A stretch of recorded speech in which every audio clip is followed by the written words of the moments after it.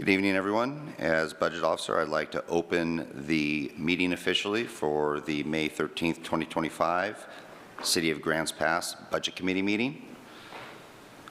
We could start with roll call, and before we do roll call, I'd just like to state that we have Victoria Marshall, Kathleen Crone, and Adriana Reinhardt online. Councillor Pell, you want to go ahead and state your name for roll call? Rob Pell here. Mike Pelfrey here. Eric Riker here. Terry Hopkins here. Joel King here. Tom Bradbeer. Seth Benham here. Tom Brandis here. Great. Thank you. And as I mentioned, we have the two more. Yep. Kathleen Crone here. Eric Schlogel here. Victoria Marshall here. Kurt Collins. And I know we have Adriana also on there. So, okay. Hi, guys. I'm here. I'm just really sick, so sorry for the sound of my voice. Thank you. So, looking at the agenda, the first thing on the agenda is to appoint a budget officer. And so I'm sorry, to nominate a budget chair. So I'd like to open up nominations for a budget chair, please. Nominate Tom Brandis for chair.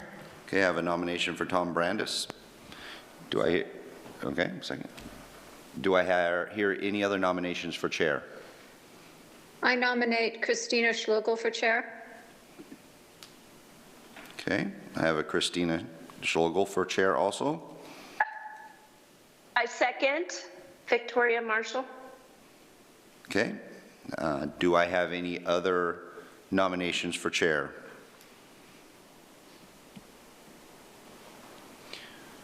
Hearing no nominations, I'll close the nominations. We have two nominations, one for Christina and one for Tom.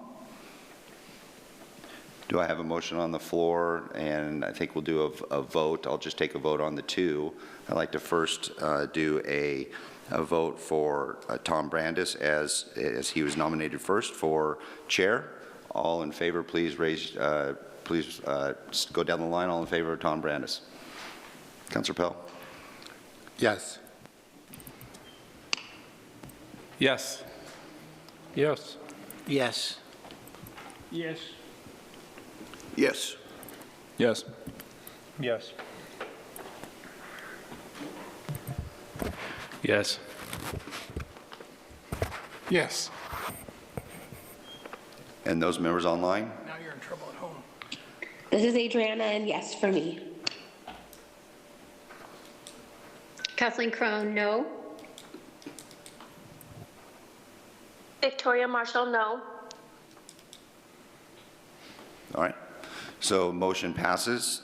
Mr. Brandis, you are chair, and we will turn it over to you to nominate a vice chair. Okay, we're looking for nominations for vice chair. Rick? I'd like to nominate Tom Bradbeer for vice chair. I see a second. I second that motion. Okay, he's been nominated and seconded. Do we have any other nominations? I nominate Christina Schlogel for vice chair. This is Victoria Marshall. Okay, Christina, is there a second for Christina? I second it. Kathleen Crone. Okay. Well, other nominations? If not, let's go ahead and vote. First of all, for Tom Bradbeer, and then we'll go to Christina afterwards. So, Rob? Tom, right? Yes. Yes. Yes. Yes. Yes. Yes. Yes.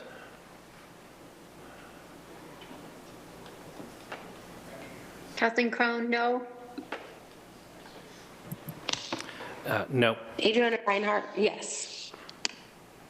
Okay. Victoria Marshall, no. Yes. Okay.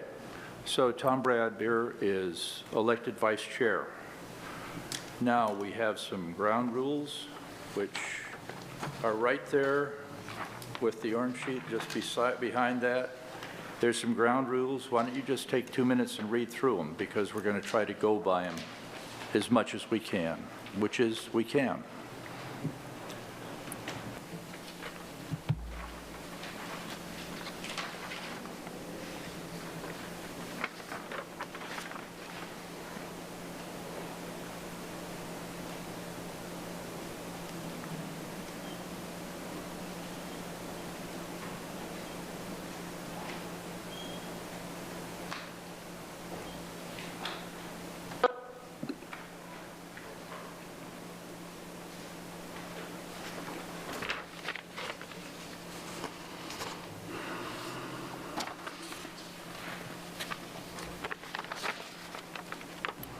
Okay, I'm sure you've all read them, so I think we're ready to move on to the delivery of the budget message. Chair, if we could have a motion to adopt the ground rules. Okay, sorry. Can we get a motion to adopt those ground rules? Yes, I make the motion to adopt the ground rules. Thank you, Mike. Is there a second? Second from Seth. Okay, let's go ahead and just vote them down the line again. Yes. Yes. Yes. Yes. Yes. Yes. Yes. Yes. Yes. Yes. Okay. Ladies online? I'd probably agree with him, but I just can't see him on my screen. Sorry. They're not on a yeah. screen yet. Yeah, they're just on Yeah. paper. Okay. Thank you. I guess I need to abstain. I don't know how to, I mean, I probably do agree with them, but I haven't read them. We won't hold you to them. Thank you. Aaron? All right. Good evening, Budget Committee members and members of the public, staff. It is my pleasure to present to you a balanced budget, recommended budget for fiscal year 26. So tonight, we're going to go over a few things. One, I'm going to provide you with an overview of the budget process, the budget documents and format, and how you're supposed to look at that budget to give you some tips on that. We'll discuss levels of service, budget parameters, budget summary, and preparing for the future. And that encompasses the budget message. From there, JC will step up and talk to you a little more about LB projects and some funding. And then we'll also continue with police, fire, and CD departments. So what is the purpose of this budget process? It's really defined in local budget law. It's to establish standard procedures, outline programs and fiscal policies.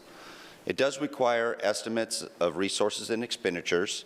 It encourages citizen involvement and helps control the expenditure of public funds. The process that you're going through right now today is extremely similar to the process that other municipalities throughout the state follow. Tonight, you'll receive the budget message and the budget documents, which you have in front of you. It provides members of the public an opportunity to ask questions and make comments on the budget document. Approve the budget document is submitted by the budget officer or is revised by the budget committee will ultimately be the end result of this meeting, and will set the tax rates or the amounts needed to balance the budget. Speak more into the microphone? Okay. There are 4 main phases of the budget process. Phase 1 is the proposed budget. That's where we are today. May 13th, you'll receive the budget message. You'll also see an overview of our lands and buildings capital. You'll also hear from police, fire rescue, and community development. May 15th, you're going to hear from Public Works. And May 20th, you'll hear from administration, finance, and our urban renewal agency. Phase 2 is to approve the budget. That's scheduled for May 20th at your budget committee meeting. Phase 3 is when City Council ultimately adopts the budget based on the outcome of the budget committee, and that's scheduled for June 18th. And then Phase 4 is any changes that might occur throughout the year. And the sounds you're hearing, it's likely not rain, but it's the plastic tarp above us due to the construction. It's funny, if you look up in the ceiling, there's a lot of holes, and we need the plastic over there, or it might rain, or it might drip on us if it rains. So what is the budget? It is a financial plan. Our fiscal year is for 1 year. Some cities do multiple years, but the City of Grants Pass does it each year. It's based on estimates and revenues of expenditures and other requirements. And the budget is the basis for appropriations, which creates the authority to spend public dollars. So these next couple of slides just provides you with an overview of how to take a look at and read the budget documents that you see it in there in each department. This, for example, is on page 163 of your budget under Parks, Maintenance, and Services. What you'll have is you'll have in your book these columns. We're talking here just personal services, materials, and supplies. Within these columns, the first two on the here are actual fiscal year 23 and actual fiscal year 24. That's after we've closed the books. We know exactly what we spent and what we've gotten in revenue, so these are the actual dollars for that year. Following that column is the column budgeted fiscal year 25. This is the budgeted numbers for the current fiscal year as we either recommended last season or what was revised throughout the year. Following the current year that we're in, we have the city manager's recommended fiscal year 26 budget, which is what you're reviewing this evening and throughout the budget process. Concluding with our projected fiscal year 27, and again, that's projected. We're primarily focusing on fiscal year 26. The two columns here, the committee approved and the council adopted, will be filled in later after we've concluded the budget committee process and the city council adoption process. It's important to note when we're going through these also, just to point out, because usually this is a question that comes up whenever I talk to a citizen or to some budget committee members, is when you're comparing year to year. When you compare actual 23 and 24, those are good numbers to compare. You can sort of have a really good understanding of what expenses went up or went down and revenues went up or went down.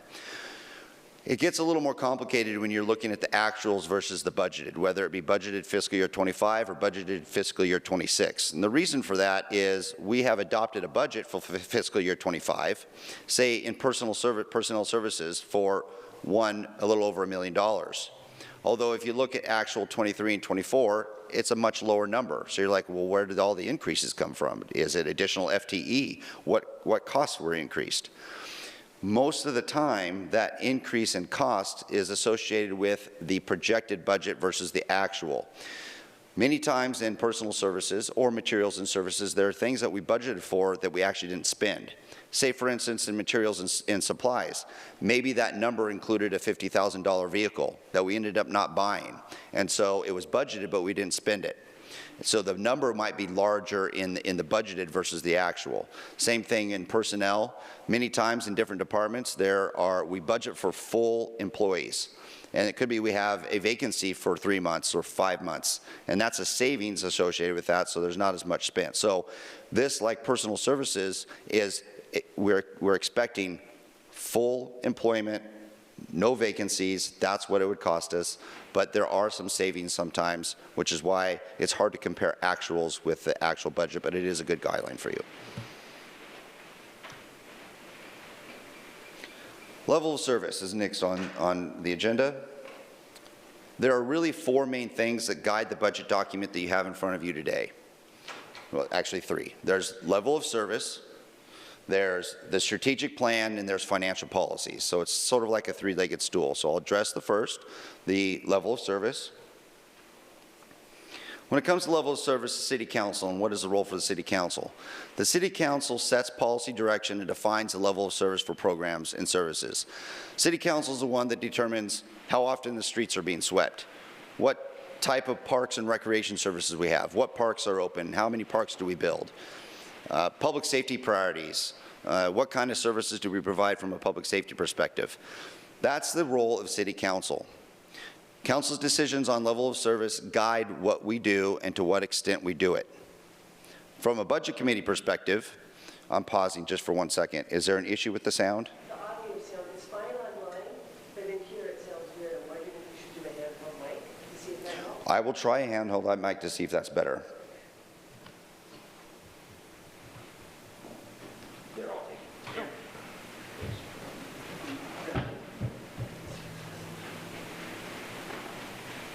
Just turn that on. Let's see if that sounds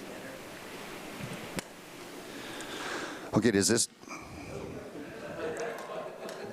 I'm an alien, and I have come down to invade your city.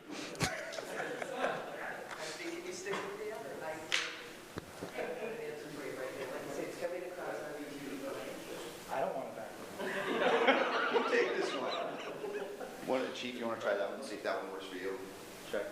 Check. Nope. So we do have an audio problem.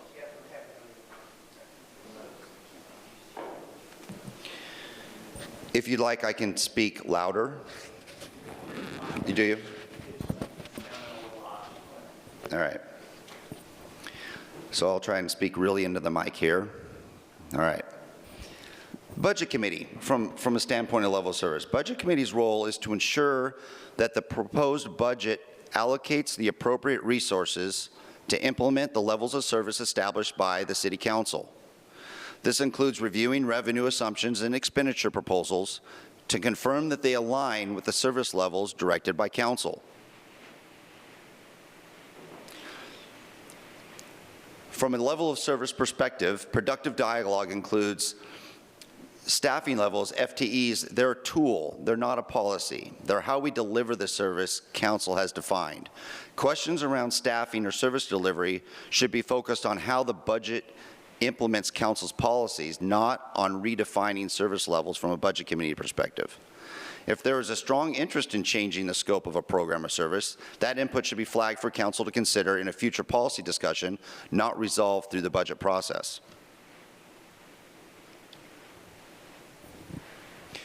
Another leg of the stool is the strategic plan. This is an important piece that Council does currently right now on an every other year process. Council reviews the state of the city. They receive input from the community. They receive input from advisory committees. They receive input from staff, and they receive input from themselves to determine what high priorities are for the city to achieve. We develop that strategic plan. That strategic plan is then backed by a work plan, which helps define how we're going to accomplish that goal, what resources will be required to accomplish that goal. Is it a resource from a time commitment staff perspective, or is it a resource from a monetary perspective? That is then helps guide us in developing the budget. The budget is then presented to you, which reflects Council's strategic plan. The Budget Committee ultimately approves the budget, and Council adopts the budget, and then we monitor the program for success. Our strategic plan has 5 goals: public safety, fiscal stability, economic growth, housing and homelessness, and infrastructure, supported by 6 outcomes and 29 expected results, with 89 initiatives making it a living document. For instance, one of the things that came out of strategic planning this year is Council wants us to explore the feasibility of a municipal court. So staff currently right now is working on the basis, and Stephanie is hard at work at taking the lead on that and providing some information to Council so we can have some informed discussions on what a municipal court would do for our city.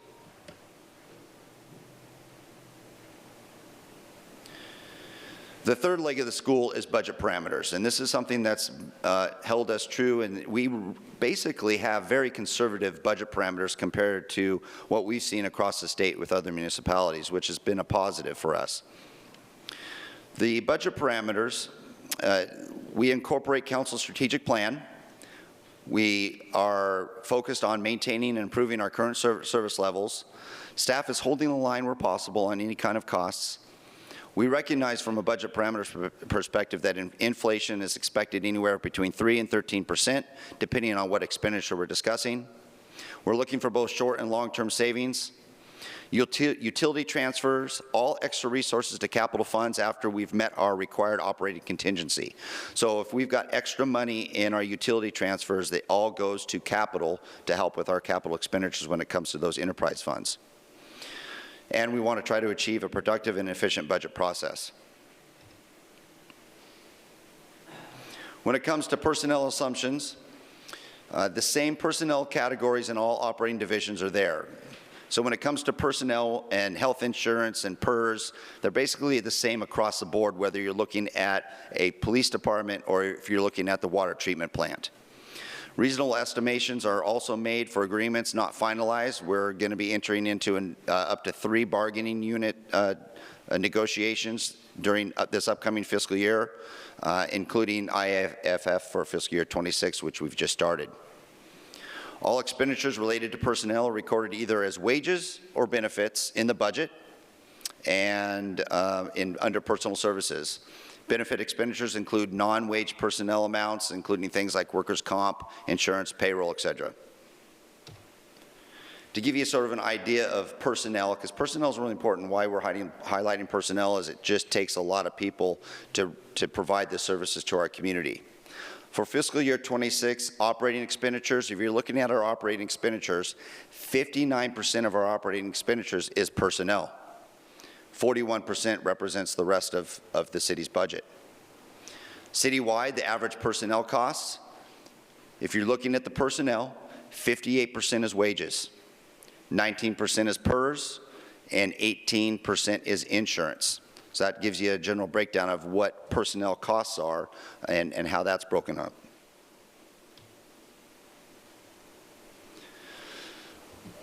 We've seen, and you'll see throughout this process, personnel is getting more expensive every year. It's going up. It's increasing quicker than the rate of revenue is increasing. Workers' comp premium costs have risen. PERS costs are going up. PERS rates paid by the city are going up. All these graphs are showing that as we continue to go through the year, costs are escalating higher and higher. We have a number of strong financial policies, which I mentioned, relatively conservative in nature, which is very positive for our city. We have policies on contingency, ending fund balances, minimum transfers to capital and utilities, and other things that help us prepare for future capital needs. One of the things in the budget you'll see is contingencies. Contingencies can't be used in any amount without council's approval, but contingencies and that contingency budget is there for emergency purposes, and it does provide an opportunity for city council to allocate some resources in reaction to some unforeseen cost.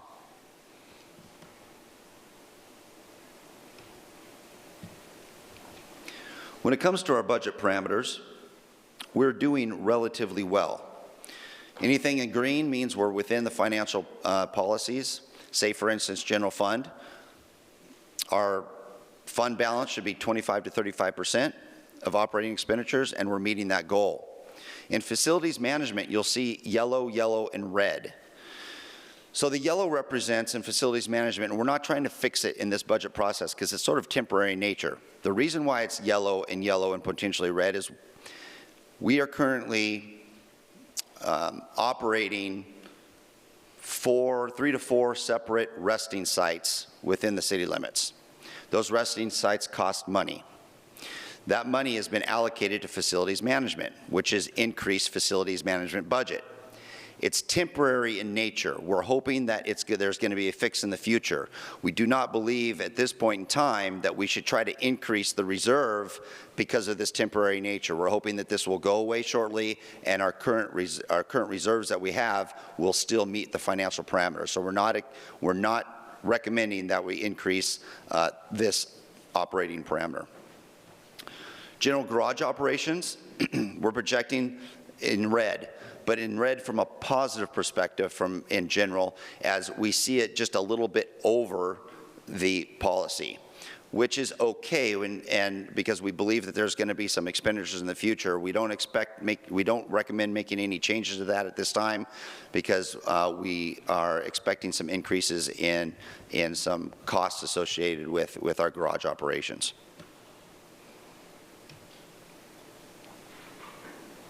This just breaks it down again. If you look, and this is projected, so now we're out another year, fiscal year 26, we're doing good faith estimates. When we go into fiscal year 27, we're talking 2 years from now. Each time you go do another year, you get a little softer on your numbers, but this gives you sort of a window of what we're looking at.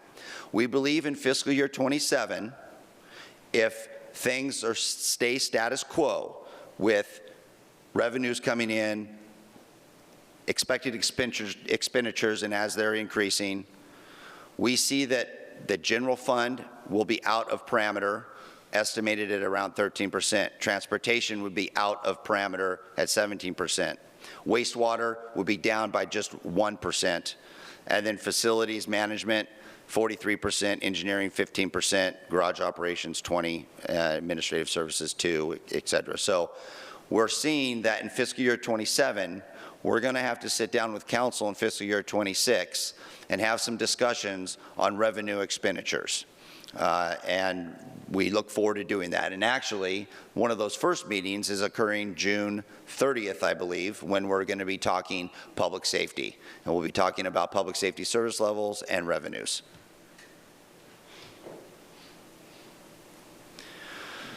Here's a couple of graphs that I think sort of tell the story of what I'm trying to say when it comes to expenditures and revenues.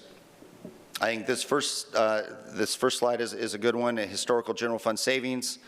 The second slide here is the general fund budget revenues versus expenditures.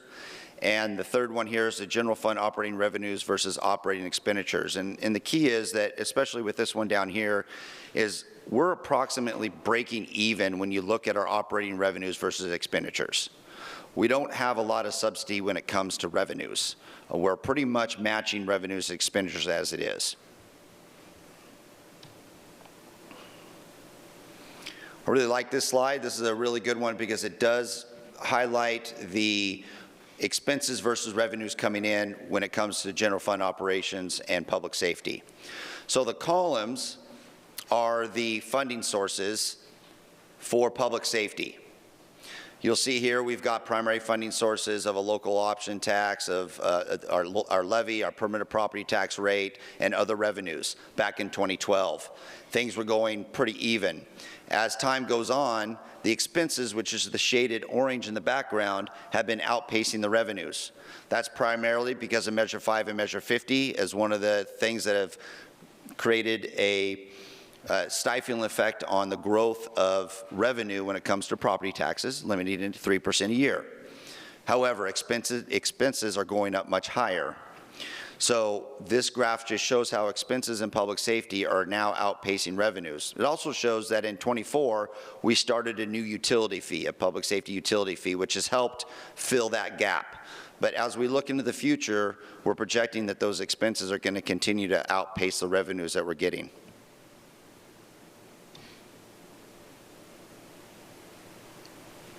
Noticeable changes for this year. So one of the things we've done, you'll notice in the budget, there's going to be some changes where we've moved some internal changes between departments out of contractual services to direct charges so we can report better. And we're talking about things like internet, telephone, general insurance, equipment replacement, vehicle maintenance. We've separated those out from contractual services. Let me give you a better picture of this. So when you're looking at budgets in here, you'll notice a difference from contractual and professional services. You might see a reduction, a large reduction. Whoa, what happened to the reduction? Well, technically, if you look at probably the line below it, a lot of that money was just put into direct charges. This is a tracking opportunity for us. It's so we can track our expenditures a little better. So that's one change that you'll see, and we just wanted to point that out to you.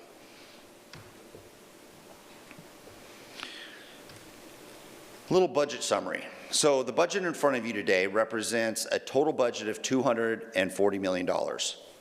And that's on page 37 and 38 of your budget book if you want to take a look at that.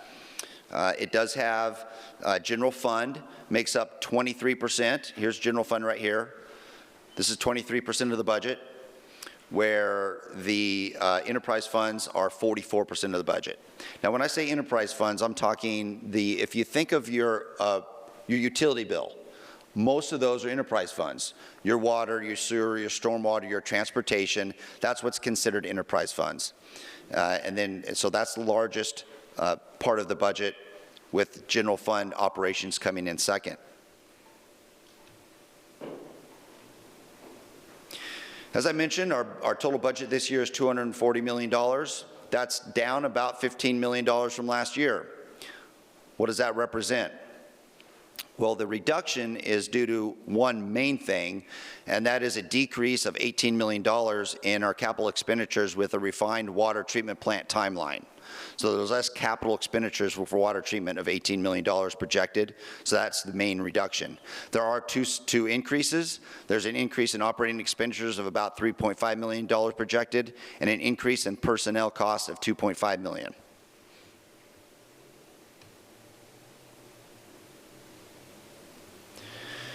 When it comes to the budget, in the budget book, on page 39, you have your summaries, which can be found towards the beginning of the book.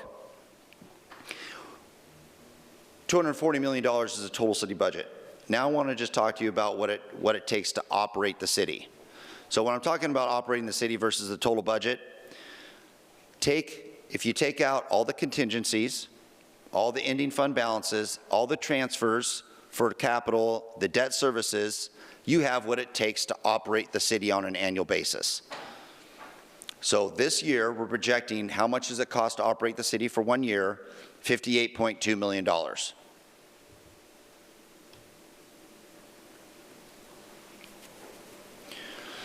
So with that 58, almost $60 million, this is sort of the breakdown of that.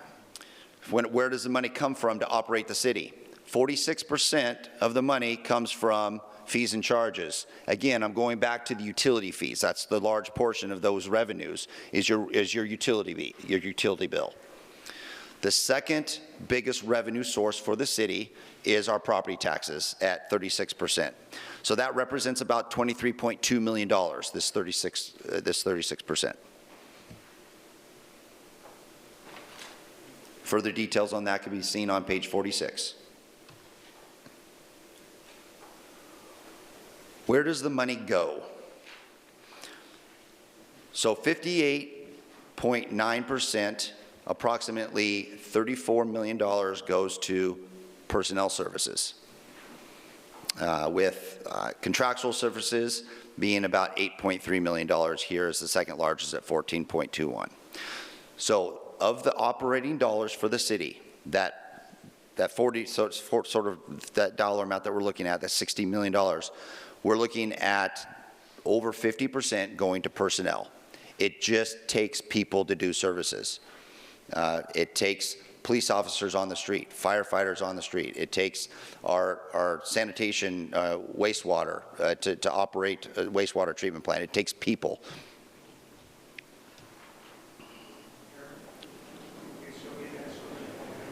You have a question on that? Could you give us examples of what indirect expenditures are? Looks like JC's jumping in on this one. Yeah, indirect is what we kind of classify or call our administrative charges back to the departments. So for finance, city manager's office, human resources, information technology, those centralized services in administration, those are those charges.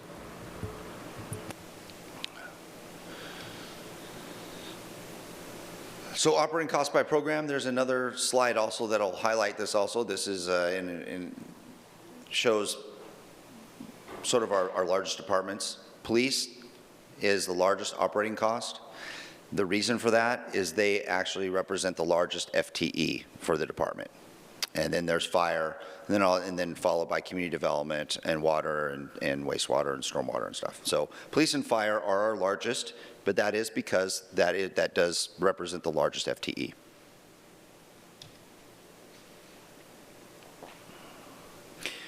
So in the budget, we budget for full capacity. General meaning in general that we expect full employment. And sometimes, though, departments do turn back savings, as full capacity is not always used. I think right now we have like 15 full-time employee equivalent open positions right now, maybe 13.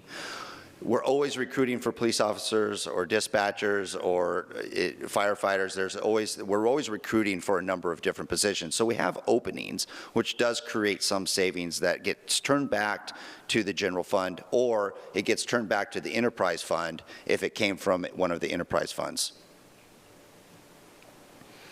The operating budget for fiscal year 26 is up $3.5 million from fiscal year 25. and that's due to some competitive wage adjustments and contracts, increased cost of PERS, which I mentioned earlier in a slide, and some expected inflation.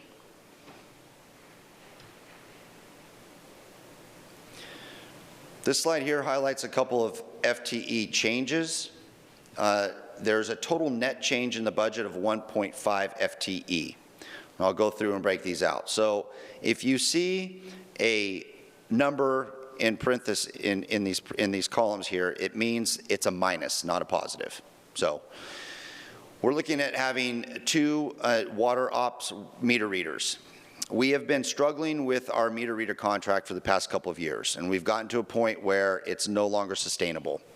So staff looked into all of our options, looked into continual contracting, and looked into bringing on this service in-house again, and it was most cost-effective for us to bring it in-house.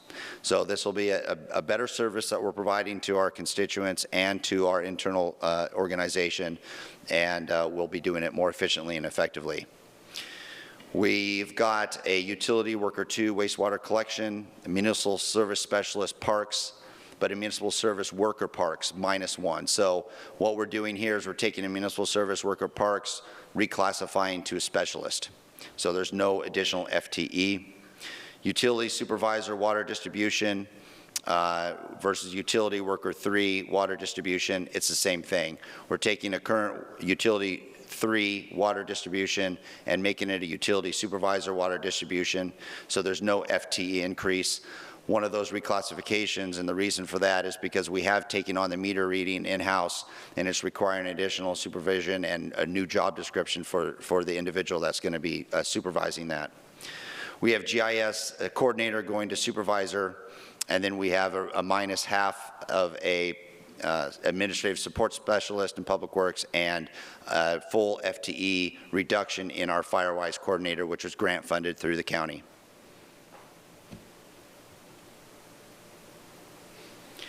This is a breakdown of our property taxes. We have a permanent property tax rate of 4.13 per thousand, which brings in $16.5 million. And we have a public safety levy of $1.79, which brings in $7.6 million for a total of a little over $24 million that goes to the general fund.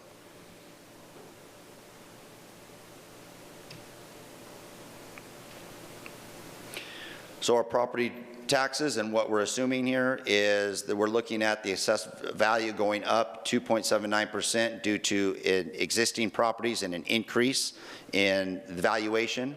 We're also seeing a 1.76 increase from new construction, so that's a positive that we're seeing new construction that's also helping to increase our tax base. The permanent property tax rate, of course, is the same, and we're expecting and asking the Budget Committee to levy the full amount.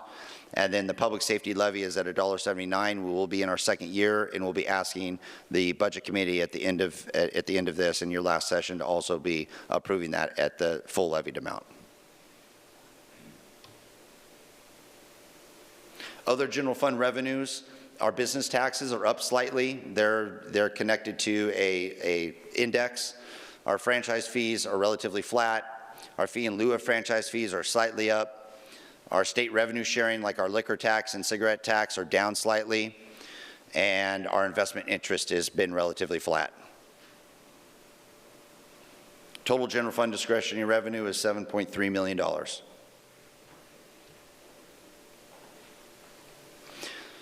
So this sort of highlights what another graph did a little earlier when it comes to where does our money go when it comes to general fund operations. Police is where the majority of our general fund dollars go, and that represents about $25.6 million. Fire comes in at about $10.2 million. Community development represents about $6.2 million. So there's this slide here, which I'm going to show you also in comparison, and keep this in mind in comparison to the enterprise funds. This is the general fund, and I mentioned general fund operations just takes a lot of personnel. Where the money goes when it comes to general fund operations is the large portion of it goes to personnel. The rest of the items are there really supporting the personnel and what they need in the streets.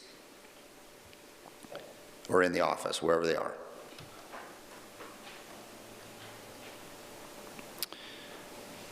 As I mentioned, all utility rates are tied to CPI index. And I just want to show you in comparison to where the money goes when it comes to enterprise funds. Water, our water department is the largest, with wastewater following a second. But this graph here is the one I wanted to point out to you. As you see, personnel is not the highest, transfers are. Those transfers represents transfers to capital, future capital for the project. So our enterprise funds are not personnel heavy, it's our general fund that's personnel heavy. It's absolutely amazing to think that our water treatment plant that provides water to all of our constituents and people visiting have a total FTE of six FTE to produce water for this whole city. That's insane. And so the cost of our enterprise funds are primarily in the infrastructure established in order to create the service that they're needed. So preparing for the future and what we're looking at. Some actions that we've taken to keep costs down. We've done a number of actions in recent years. When it comes to our policies, our ending fund balances for general fund, council's looked at and reviewed and revised. Our contingencies for general fund and utilities and internal service funds have kept us healthy.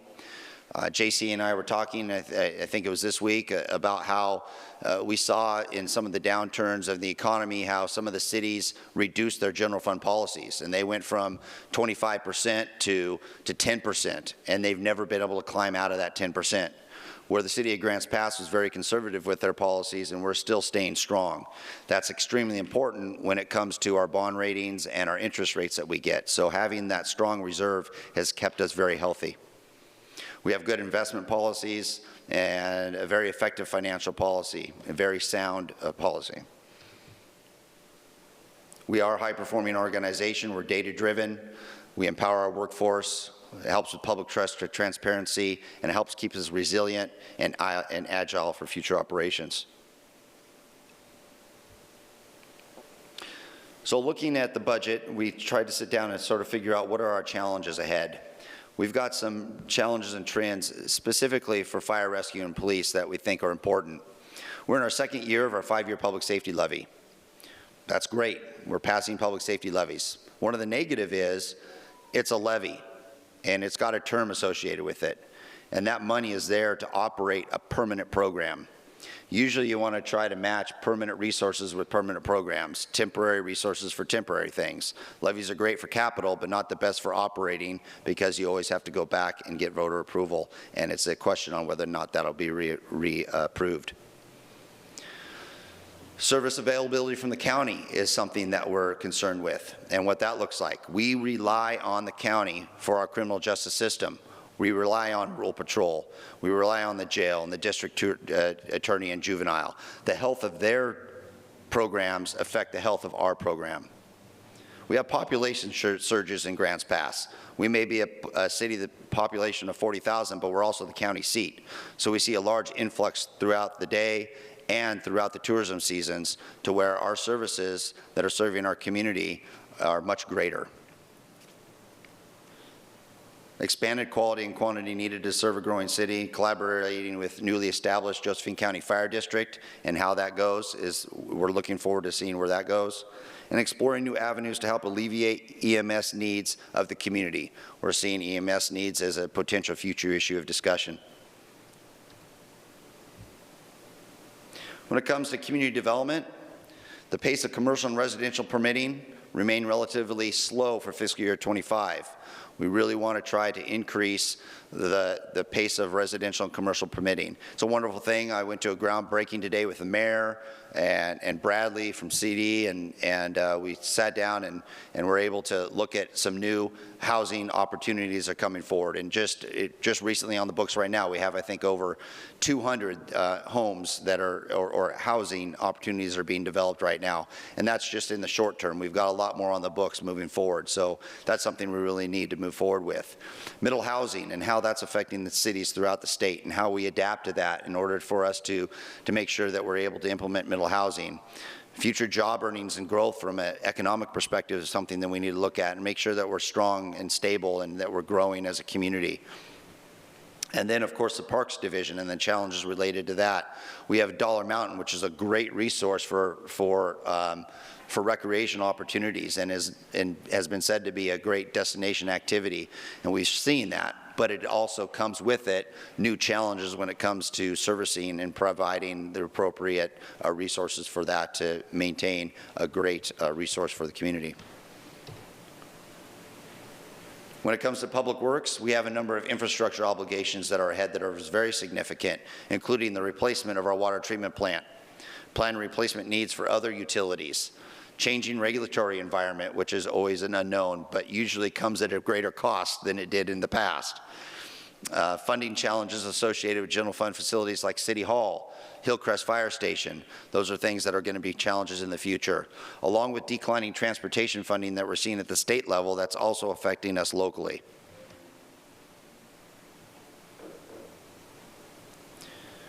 When it comes to administration, some of the challenges that we see is managing healthcare costs. Future periodic costs when it comes to delayed contributions to infrastructure and equipment needs and how that's going to affect us. Future negotiations with laboring organizations and our bargaining units and PERS rates and how they're going up.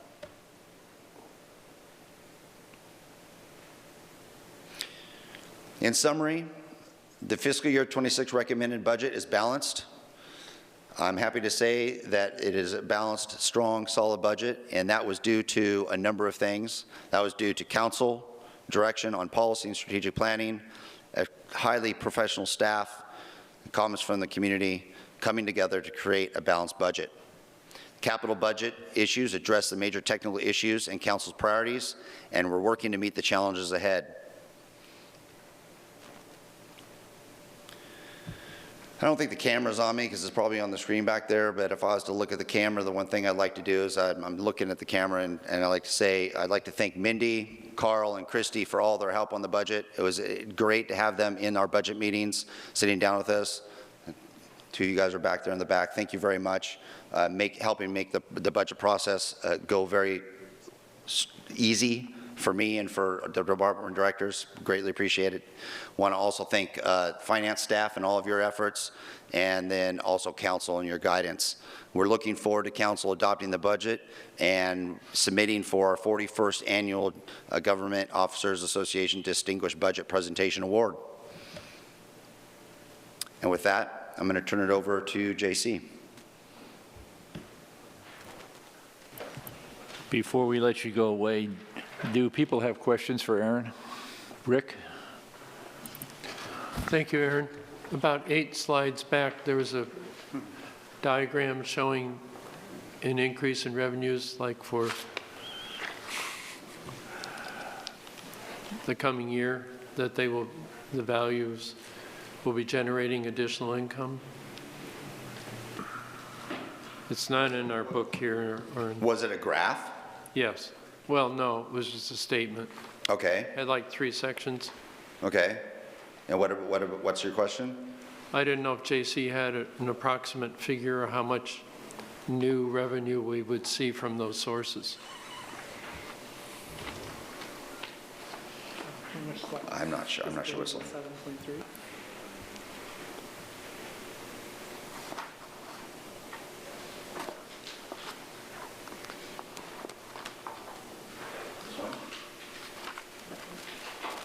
Is it this one, Counselor? Not sure. What's one before that?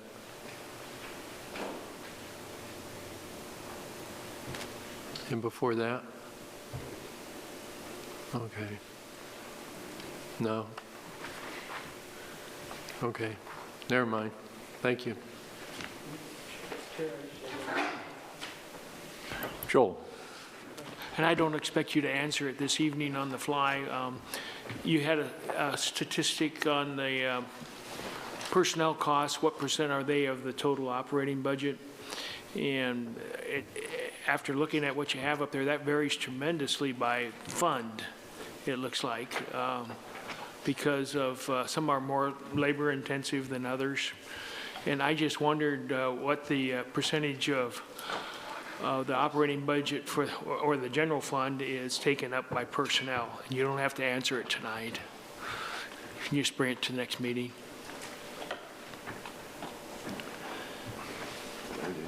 Certainly, this graph here sort of gives you the breakdown of the general fund. So, and the that's personnel over costs. 75%, or is that, what is that, 75? We're about, I think, around $28 million for personnel over the 28 million total. out, and then what's the total expenditure for the, It's on page 38. okay. I apologize, I could have calculated it myself. It's called being lazy. 37.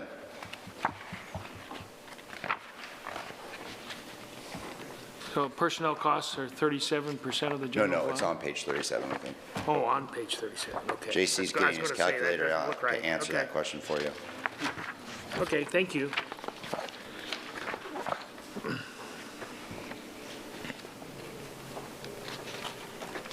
Chair, it looks like there's another Sorry, question. Terry. On the funding matrix under operating revenue, there's a category called taxes other than property. Would it be safe to assume that those are lodging taxes? And if so, are there any other taxes outside of lodging included in that category? Which page are you It's on page 46 of the budget book, the pie chart, green taxes other than property.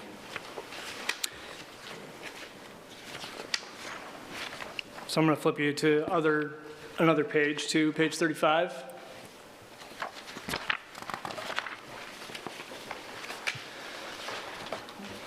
At the top of the page there's either business taxes, utility rights of way, cigarette tax, liquor tax. Those are those other taxes.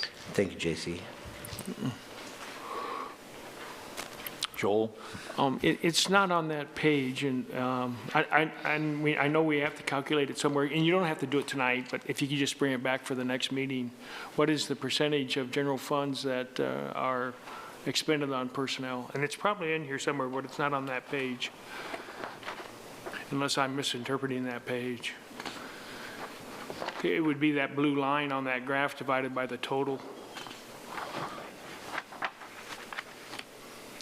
for the general fund. And not a big deal. We can get it at the next meeting. I'd appreciate it.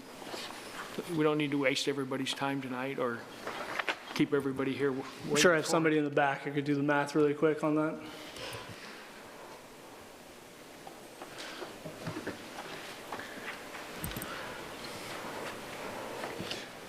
Chair, there's another question. I'm going to go back to my original one on that. Taxes other than property, and I refer back to page 35. At least under general operations, I'm not seeing lodging tax revenues in there. So then I guess my secondary question is, where does lodging tax revenue fall on that pie chart on page 46? So lodging tax technically is a transfer into the general fund?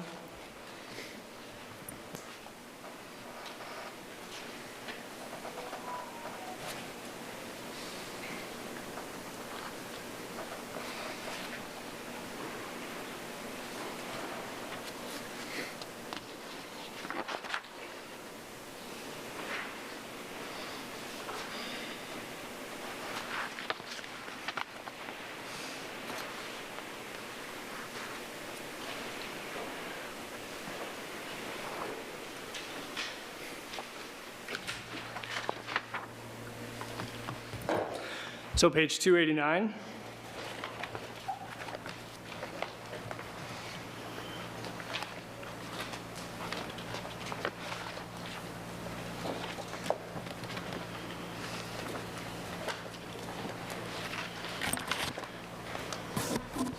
Kind of the top of the page, half of the page there, the public safety, parks, economic development, and downtown equates to approximately $1.2 million.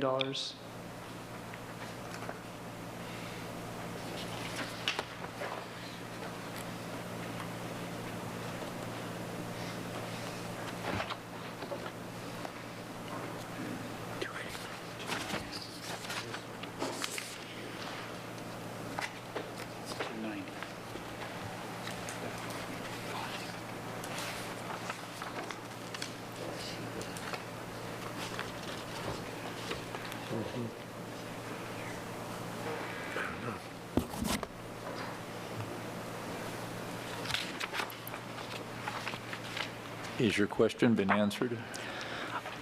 I don't think we implicitly put it into page 35 like there, but those are the numbers that are going to each department, and you'll probably see that on their dedicated resources when you get to each department. But that is where we call it out more on the lodging tax side than we do into the general fund, because it is a transferring.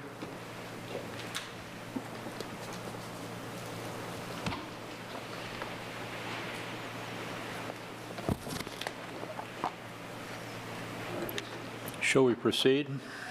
I think we're kind of stuck on that. Tracy?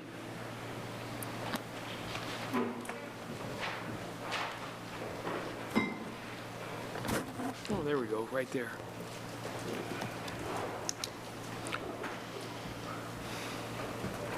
Just to check, do I sound like a robot? 16. No? Okay.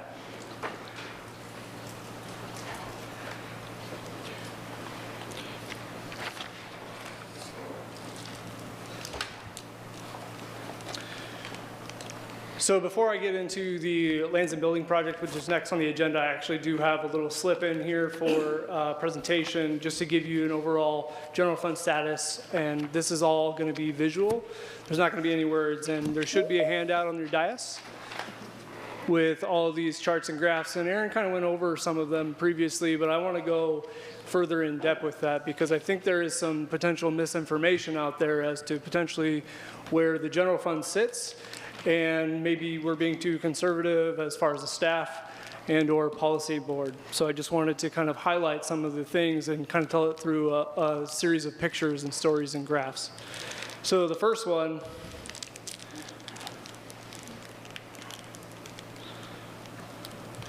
I want to definitely highlight that, yes, we do have in the general fund a historical savings that is at least 6%. And you can see that those orange bars at the top are the expenditures within the general fund back to 2016. And that red line is the actual expenditures in the general fund. Now, we are removing the contingency and transfers out because those are considered non-operating. And so these are more or less the operating charges. So what it takes to run police, fire, planning, parks and recreation, et cetera. These are our historical numbers over the last few years. This also removes certain restricted programs. So I removed building and tourism promotion, because those funds that come into those programs have to go back into those, so they're not necessarily part of the general fund discussion. Because police and fire can't necessarily use those, it's not necessarily part of the revenue sources that are available for those other programs in the general fund. So when you look at our budgeted revenues, which is the next slide, versus our budgeted expenditures, you can see that we were pretty balanced back in the 2016. And then right around 2019, we started creating this imbalance between the left side, which is our budgeted revenues, and the right side, our budgeted expenditures, meaning we have constantly been using the beginning fund balance to help support where we sit in the general fund, and hopefully are banking on those savings to start us off the next year. And as you can see, that gap has kind of widened over the years.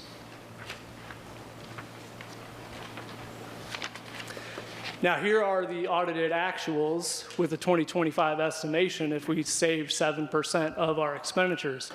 As you can see, again, back in 2016, 17, 18, we were actually making money in the general fund and our net position was increasing. And then that sort of has leveled out the last few years of we are almost making the exact same amount of money that we are spending. So there's not really necessarily a savings coming in when we budgetarily save. We're basically breaking even right now. So what did we do with when we did have money? We were able to send it to capital projects. And this is kind of showing you over time that we used to have budgeted transfers out to other capital areas, and we were able to put millions of dollars into projects, and that has more or less gone away. We're down to about a $50,000 transfer right now for just our special events into our LB funds.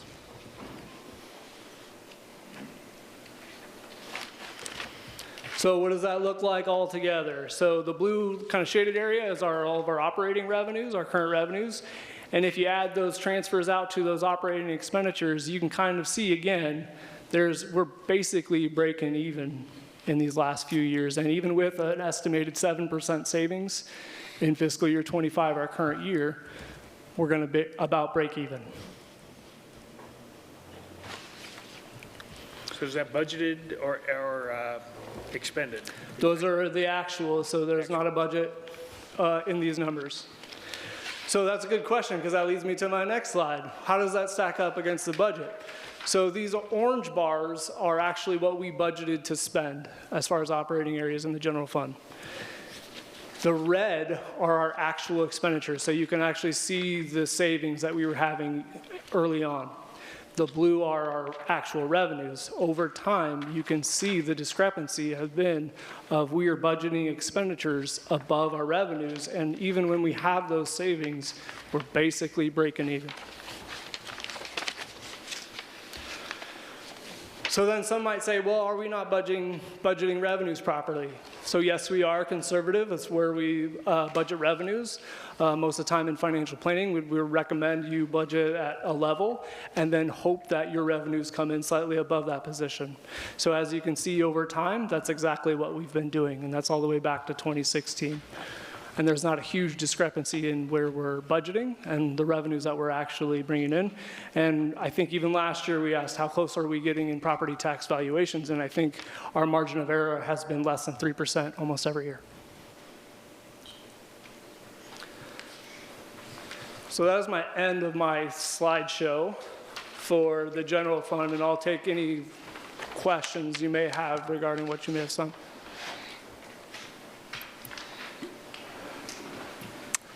Go ahead, J.C.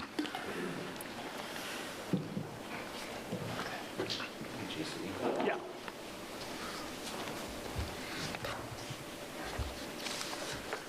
Chair, could I ask a question? Okay. When they come up for air. Okay.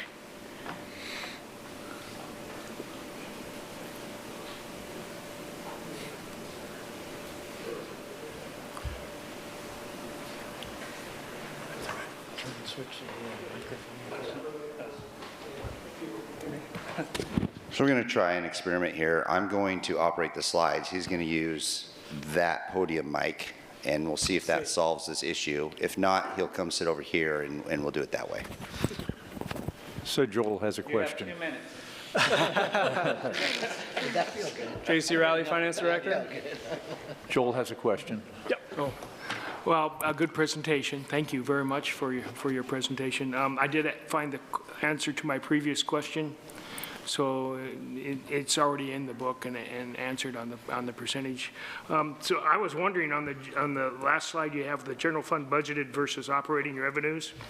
It seems like if the budgeted amount is over the operating revenues, there should be a correlation then with the carryover, or is the carryover part of the budgeted, part of the GP budget? Can you show me which slide you're just? The general fund budgeted versus operating revenues. So the blue one, the blue on blue? Yeah. Yeah, so that's just showing that when we project revenues, we're actually getting pretty close, and that does not include our beginning balance. And so part of that usage of that beginning balance is what I was talking about, is that imbalance that you really see our budgeted expenditures to keep our current level of service really are surpassing our current revenues. Okay, so then that percentage of our carryover would go down. Correct. So every dollar that we've had in beginning balance becomes less valuable in percentage in the future because our expenditures are increasing. Okay, thank you.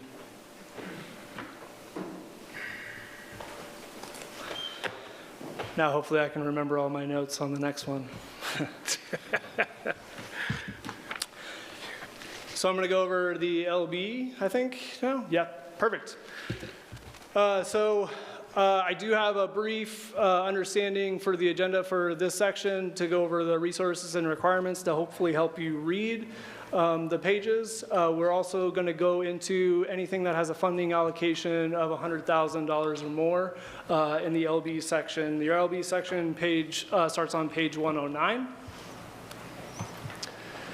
So some projects use restricted resources, while others are funded by general fund transfers. Hopefully, we've called out in the budgetary pages some of those restricted uses.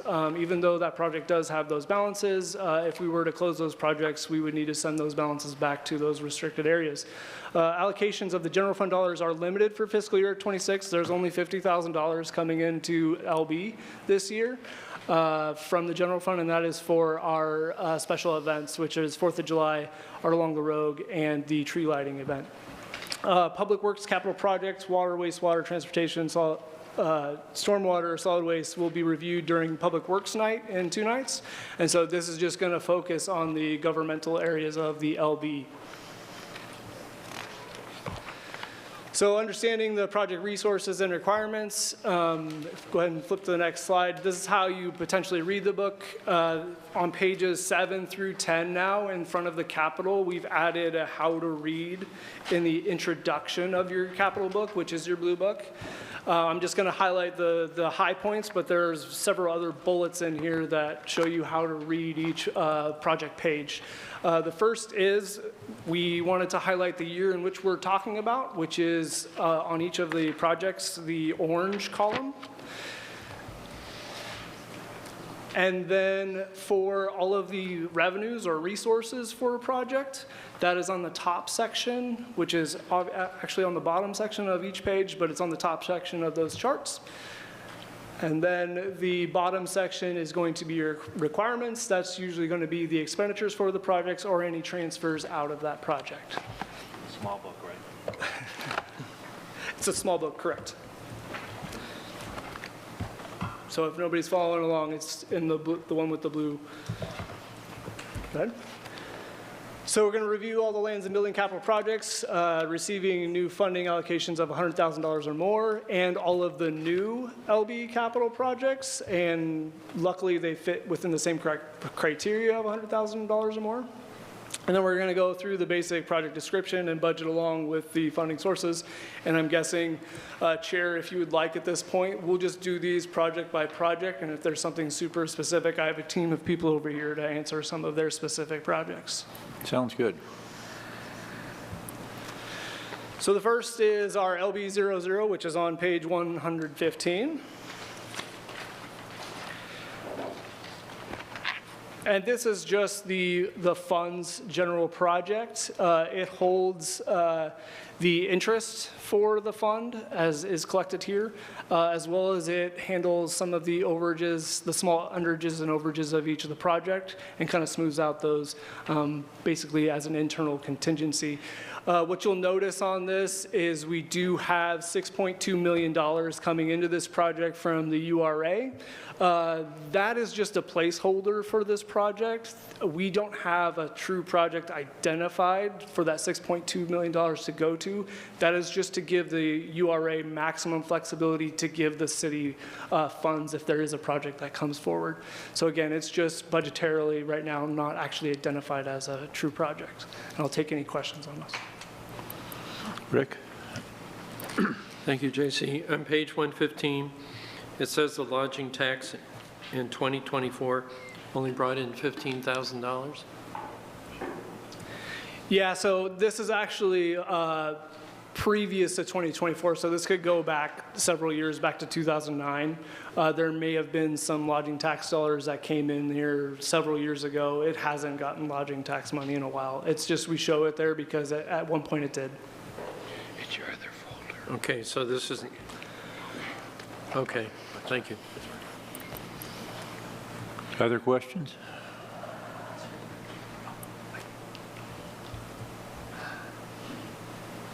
We good? Well, we'll try some more technology here.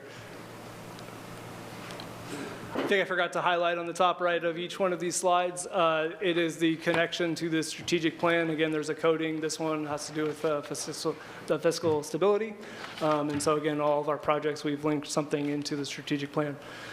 So this is technology lifecycle management. This is on page 120. This is IT's equipment replacement fund.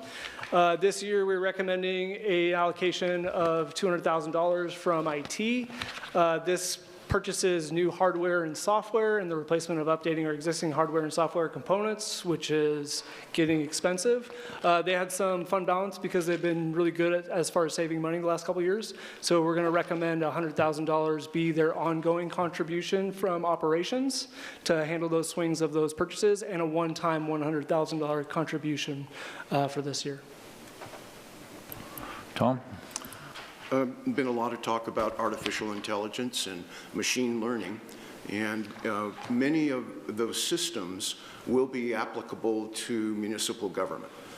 Certain functions will be affected earlier than others, but the promise of artificial intelligence is very significant in increasing productivity and eventually reducing cost. But the upfront investment may be significant, not only in equipment, software, and also staff training. So does this budget allocation anticipate adoption of more artificial intelligence applications? So this isn't necessarily my area. That we have an IT manager for that. But I would probably say at this point, probably not. This is more hardware, servers, things that need to be replaced. Obviously, as a city, we look for any kind of efficiency that we can garner from any new technology. Is that the wave of the future? I'm pretty sure some of us write some of our recommendation letters or other things with ChatGPT as far as the helping point. So again, I think we are seeing some of that utilization. I don't think we're there as a full citywide approach yet. Thank you. Sorry, before I move forward, any other questions on that one? Go ahead. Sorry, No, you're fine. I was trying to take your job there. Dollar Mountain, page 126. So we're recommending a $150,000 contribution from lodging tax. The land will provide for development of a signature trail system for hiking, trail running, and biking. The first phase of trail construction began in 2024 and will continue in 2025. And this is for the Highland Loop parking lot, as it's anticipated to be constructed in 2025. The total project cost is $2.6 million, which is previous costs more or less, and future ongoing maintenance provided through the parks maintenance. Are there any questions regarding this one? Go ahead. LB 6388, surplus property sales, page 130. So in fiscal year 26, with the sale of the finalization of the Ramsey, Nebraska property, we think we're going to get $110,000 in from that. We do have some properties actively being prepared for sale, including Ramsey, Nebraska, Sunset Starlight Place, Beacon Hill, and Allenwood. So we're kind of matching potential for RFPs, and we're trying to show in that page that we would have funding potentially to put out some more RFPs for affordable housing. And so I will take any questions regarding that project. Tom? I just want to say that sometimes people come to the Budget Committee to look for ways to cut and make critical remarks. I think this is an area where the city has done a wonderful job. It's kind of like catching the city to do something right. Selling surplus property for residential development makes a huge difference in the housing market.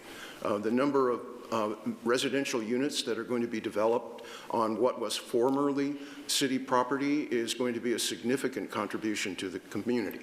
So while there isn't necessarily a tremendous amount of revenue here, the benefit to the community is tremendous. Particularly the Allenwood development, I hope that would be accelerated. The plan that has been presented by, is it Pano, is that correct? The architects that are working on that development project looks really good in balancing affordability, density, and environmental concerns. Congratulations, actually. I think this is a very important element of what the city is doing in support of housing. Tom, I just had a question. Joel? So on page 130, good comment.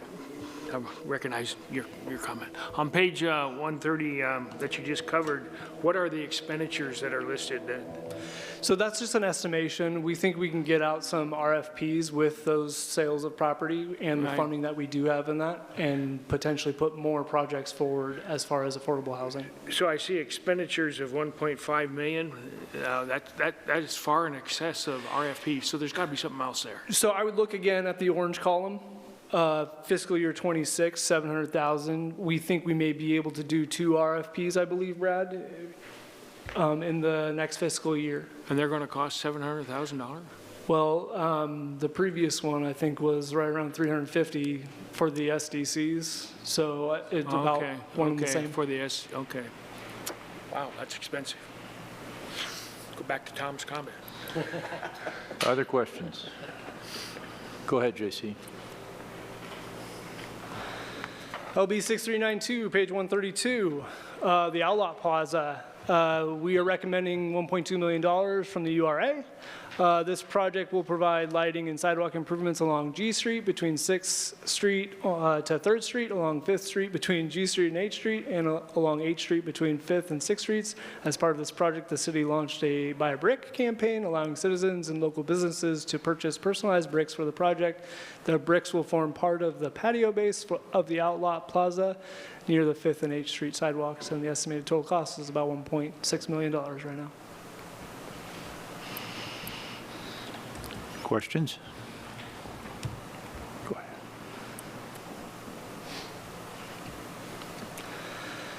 Page 135, LB 6396. This is fire equipment replacement. There are 2 recommended funding options here. $65,000 is going to come from operations. We're not going to show this as a transfer anymore. We're actually going to show this as an operational contribution because we think it's necessary to show it that way, and it should be part of their actual operating costs and not a one-time transfer. We want to make this a regular thing for fiscal sustainability. There is also $50,000 in LB 6398, which is the Hillcrest refurbishment project. And the fire chief is basically requesting that he be able to use those dollars because we haven't decided on what Hillcrest can be, that he thinks he can he can better utilize that money right now for the equipment that fire truly does need. So we're recommending closing or just moving those dollars out of LB 6398 to this project LB 6396. And I'll take any questions regarding that. Rick? So JC, this would be for minor equipment, not trucks and things like that? Yeah, and the chief's probably sitting here. He can come up and tell you all the things. There's SCBA's, radios, right? Oh.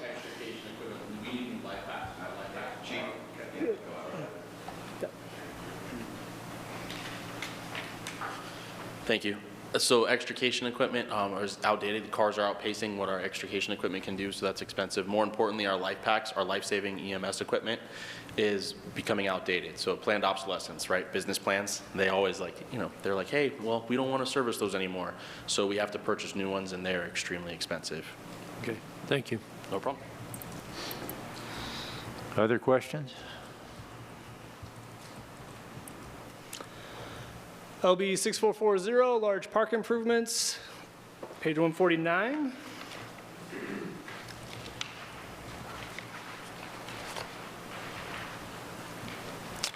So we were recommending a little over $456,000 from lodging tax. This is for maintenance and improvements in our large park infrastructure. The estimated total project cost varies. This is actually part of, and I'm guessing Josh is back here to answer any questions. There are new lighting standards in the state now for LEDs, and so the hope is here to replace some of the lighting at some of our sports facilities. Questions, Rick? Is any of that lighting available through the state energy trust?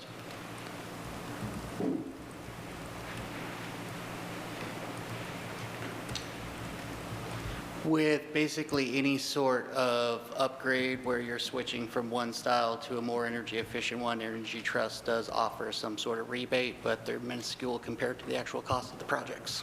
Okay, thank you. Go ahead. With this project paired with Dollar Mountain, does that change the anticipated expenditures for tourism-related facilities through lodging tax collections, or is the budgeted amount in 2026 enough to cover both of this and the Dollar Mountain project? I believe it's enough to cover both. Traditionally, the tourism facilities has largely just been used in parks and recreation facilities. Other questions?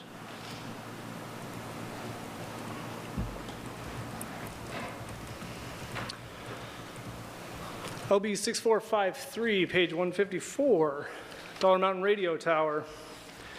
So this is something that council passed earlier this year, Resolution 7516, which is a total of $1.4 million to this project. And it's a little weird, so I'm going to describe how this is going. So $1.4 million is actually going to this project to complete a radio tower to help facilitate the communications throughout the city, because we do have some spots that is a little bit difficult to communicate, and it's a safety issue for our police and fire. And so we want to address that. We estimate that that project is about $1.2 million, and council agreed to give a remainder of this project to the next project, and so I'll just leave it at that for right now. Questions?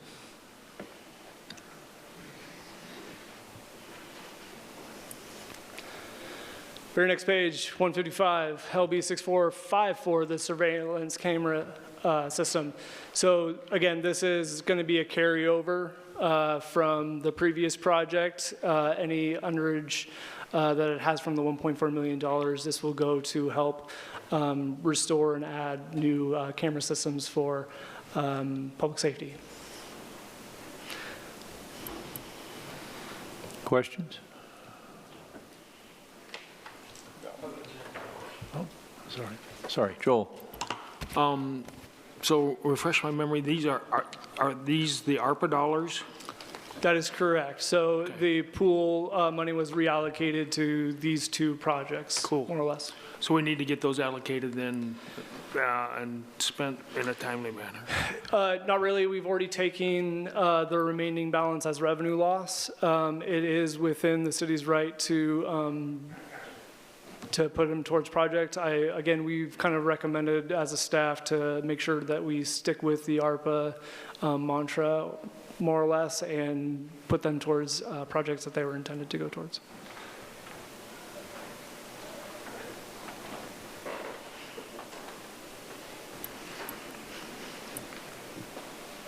And that's all I have for lands and buildings. Are there any other general questions regarding lands and buildings? If not, I will turn it over to the police chief next. And I don't know if you want to do it up here. Okay.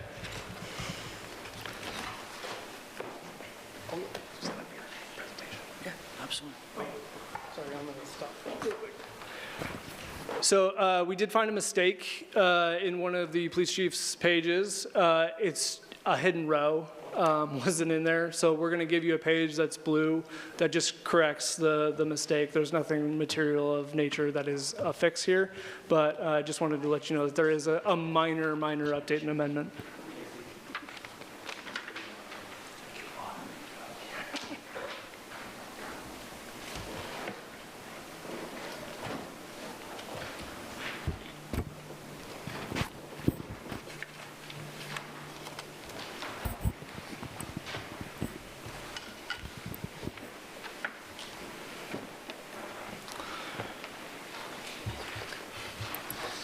Welcome, Chief. Just doing it enough. Good evening. Thanks, Mindy.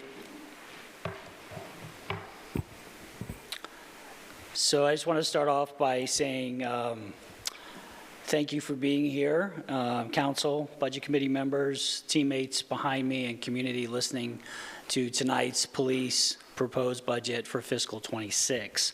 My name is Warren Hensman, and I am the chief police, proudly serving the city of Grants Pass. So tonight's agenda, very similar to other presentations of the past. We're going to talk about council and departmental goals, and you'll see how they align almost like a glove. So I'm really proud and pleased how that's all fit with council strategic planning. but also the organizational structure of our police department, and it is quite robust, and for an agency of our size, you will notice that we manage a lot within this community. We'll have a budget summary, and then we'll go into the agency overview, which is our police operations, support division, our crisis support services, and of course our sobering center, and then conclude with service level commitment and summary. So just moving on to council and departmental goals. Council recently met for strategic planning and identified public safety as a goal and a strong goal. Grants Pass has a safe, vibrant, and healthy neighborhoods and communities. Grants Pass residents, we want them to feel safe across the city and in their neighborhoods. We want improved emergency services, response, and reporting systems. We want our residents and businesses to have confidence in local law enforcement, emergency response, and public safety services in general, to include a balanced and accessible criminal justice system that supports accountability, fairness, and community well-being. And I know it was mentioned earlier that we're looking at things like a municipal court, for example, to tackle what we've been managing here in Grants Pass for several years. This next slide really identifies what we believe and how we do business within our police department. And it's also important to note that we have finalized and put online a 3-year strategic plan for the police department that I'm incredibly pleased with and proud of, and look forward to achieving those goals over the next 3 years. It's definitely lofty, but I'm confident we will be able to achieve quite a bit. But also, too, when we work through a strategic planning process, there are wasn't sure what was going on outside. That's the police officer in me getting ready to respond to loud screams to the rear. But one thing I did want to share is the 21st Century Policing talks about building trust, but also nurturing police legitimacy, policy and oversight, technology and social media, and community policing and crime reduction, training and education, and officer wellness. We've had our hand in just about every piece of this, of these 6 tenets, but also, too, I'm happy to report that our officer wellness and safety model continues to grow and become more and more robust. The police department in general, the organizational structure is right in front of you, and I will touch over several key factors. But I'll also remind everybody that we are the only 24/7, 365-day-a-year law enforcement presence in Josephine County. And I'm really, and I'll say it probably multiple times tonight, incredibly proud of the men and women of the Grants Pass Police Department for essentially keeping the candle lit all night.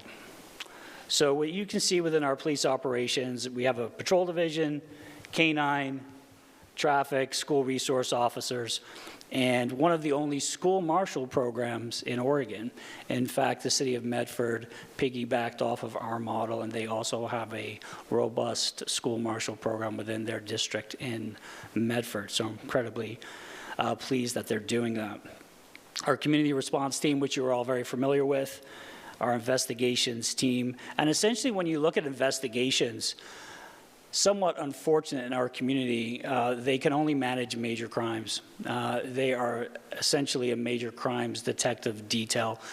Many cities throughout the United States would have it broken down into fraud, forgery, property crimes, burglary, major crimes, robbery, homicide, things like that. We don't have that luxury here. We only have a select number of detectives, and they're incredibly busy with all of the Measure 11 cases, which are the worst of the worst, essentially. Our RAID task force, that's the Rogue Area Drug Enforcement Team. You've probably seen them highlighted in some recent social media posts that we put out there. They just work behind the scenes, and they do a lot of tremendous work. Recently seized quite a load of fentanyl and approximately 60 weapons. So their work just continues behind the scenes, and then we're always happy to share the good work that they're doing behind the scenes. Grants Pass PD has a complement of detectives assigned to that team, along with our amazing partners, the Oregon State Police, Parole and Probation, and the District Attorney's Office that complement that team. We also have a detective assigned to the local DEA office, and I'm happy to say, and in my opinion, and I'm a little biased, I feel he definitely leads the charge within that organization with casework. Our professional standards and accreditation process, our SWAT team and negotiations. You probably saw recently we had a SWAT deployment just across the street that had a successful outcome where we apprehended the suspect and nobody was injured. That's always a good ending. For a mid-sized agency in Oregon, we have a rather large property and evidence facility.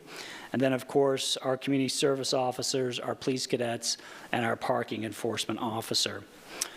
And then on the support side of the house, our dispatch 911 center. We are the 911 PSAP for Josephine County.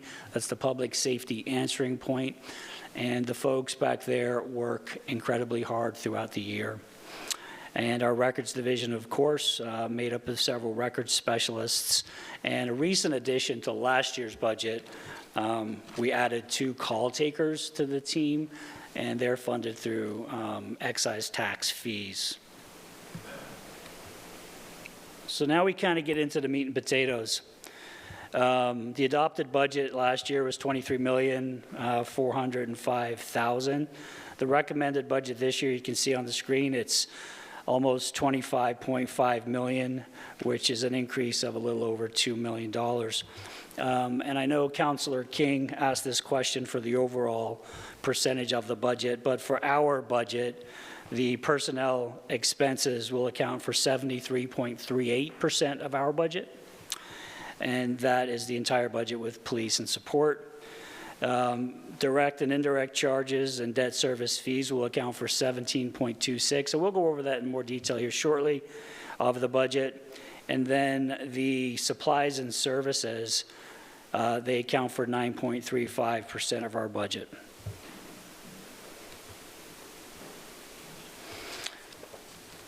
So in front of you, you see the jump from year to year. And I know JC was talking about ending fund balances and essentially kickstarting the new fiscal year. We do return a significant amount of money every single year to the general fund. I do look forward to the day where we're worried about returning any money, because that would mean we have a full complement of police officers and dispatchers and teammates.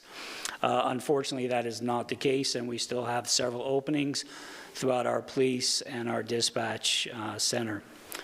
But as we go through this budget, you will see that our personnel costs have increased 9.65%. And much like the city manager and JC said, a lot of that has to do with bargaining and increases in salary and PERS and insurance and things of that nature. Our direct and indirect charges, they've increased 8.2. And then our supplies and services, you'll see on the next slide, that is only going to be an increase of a little over 2%. So we've really tried to stay flat. It was very important for me and my team to support our goal this year to provide not only a robust service, but come forward with a sustainable budget for this year. And same as the city manager and JC mentioned, the page number is on top for you to follow. So if you go to 138, you can see those numbers. But essentially, the personnel services, you can see that increase of 1.2 million, and that's a 10% increase. And that has a lot to do with bargaining salaries.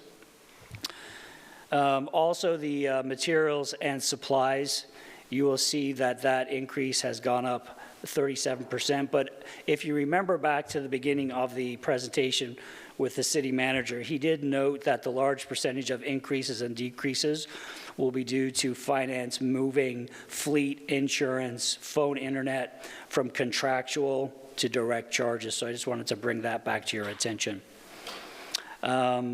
Moving on down to contractual and professional services, you'll see that decrease there in front of you, and then that increase in the direct charges. And the question, I'm assuming, will be what exactly are in those direct charges, and that's your vehicle replacement, your vehicle maintenance, our insurance, our phone and internet, finance, and then also a chunk of dollars to our LB fund as well.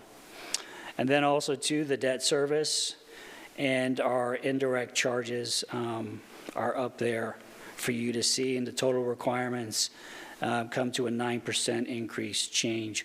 And as a reminder also, with those indirect charges, that equates to $1.18 million to administration, $434,000 to IT, and $70,000 to GIS. So moving on to the support side of the house, you know, there's obviously with the police department, you're always talking about police officers out there doing the day-to-day grind, but our department will be lost without our professionals behind the scene, not just our 911 communications people, but also our records division. So we do have quite a robust records team and 911 communications team. And I did mention that we are the 911 PSAP for Josephine County. So the only the only team we do not dispatch to would be the Josephine County Sheriff's Office. Everybody else is dispatched from the center across the street. Just to give you an idea of the amount of calls for service, 2024 911 calls were just under 59,000. Non-emergency line, 24,000. Total inbound calls, 83,000 calls. We actually have one of the only records departments, records section, where our records specialists actually do the records function, but they also answer calls for service as well, and literally dispatch police through that CAD system. Depending on what the call is, it might have to be followed up with when it's pushed back to the center. But our record specialists, and I hope you're listening out tonight, but they, in my opinion, they'll get the credit they deserve. They kill it for our department, and we're so proud of them. So moving on to the executive summary. Again, that's on page 142 of your book. And as a reminder, that large percentage increase or decrease is due to the finance moving the fleet, the insurance, the phone, the internet, from contractual to direct charges. And then the personnel services, again, increased due to bargaining. Pretty much there's the majority of the police department are within a bargaining unit, and then the non-bargaining personnel have several non-sworn, and then lieutenant rank and above. The materials and supplies, you will see a decrease, and also too the contractual service and the direct charges. When you kind of round it out, it's a really balanced budget. But as a reminder, for the contractual and professional services in this particular executive summary, $132,000 of it goes to Tyler Tech, and that is our 911 system, essentially, our CAD system, our mobile system, our technology. We have to purchase a New World server, and then additional software and equipment maintenance. And then those direct charges, the large increases are due to phone and internet being moved, like I'd mentioned. Our insurance is pretty expensive, $85,000, internet fees, Hunter, finance, and vehicle maintenance. And then the indirect charges for our admin fee, rounding out between $362,000 in admin, $133,000 in IT, and then $21,000 for our GIS. As I continue through the program, we would be lost without some of our support in the community. Our Women's Crisis Support Team, and you'll see some of the numbers up there, and then there are some additional numbers in your book if you look at the book. But these numbers are atrocious. We run about somewhere between 33,000 calls for service from citizens to about 36,000 calls for service from just citizens alone. And I was looking at this from when I got here from like 2019 to current. That's a lot of calls for an agency of our size. But one of the things that continues to trickle up, and I haven't got the exact numbers in front of me, but it's domestic violence. Domestic violence continues to plague communities across the United States, and we are no different from anybody else. Some of our more recent calls have been absolutely horrendous, and it's a blessing that we have the Women's Crisis Support Team to help us, because it's very difficult to support victims, suspects, family when they're dealing with that major crisis. Our cops and our detectives need to move into the investigative stage. So it's a tremendous support when they can come out with trained personnel to manage that side of a really critical incident. But also not just that, finding housing for survivors, additional follow-up for survivors, how to navigate the court system for survivors. And we pay them $48,000, I believe, per year.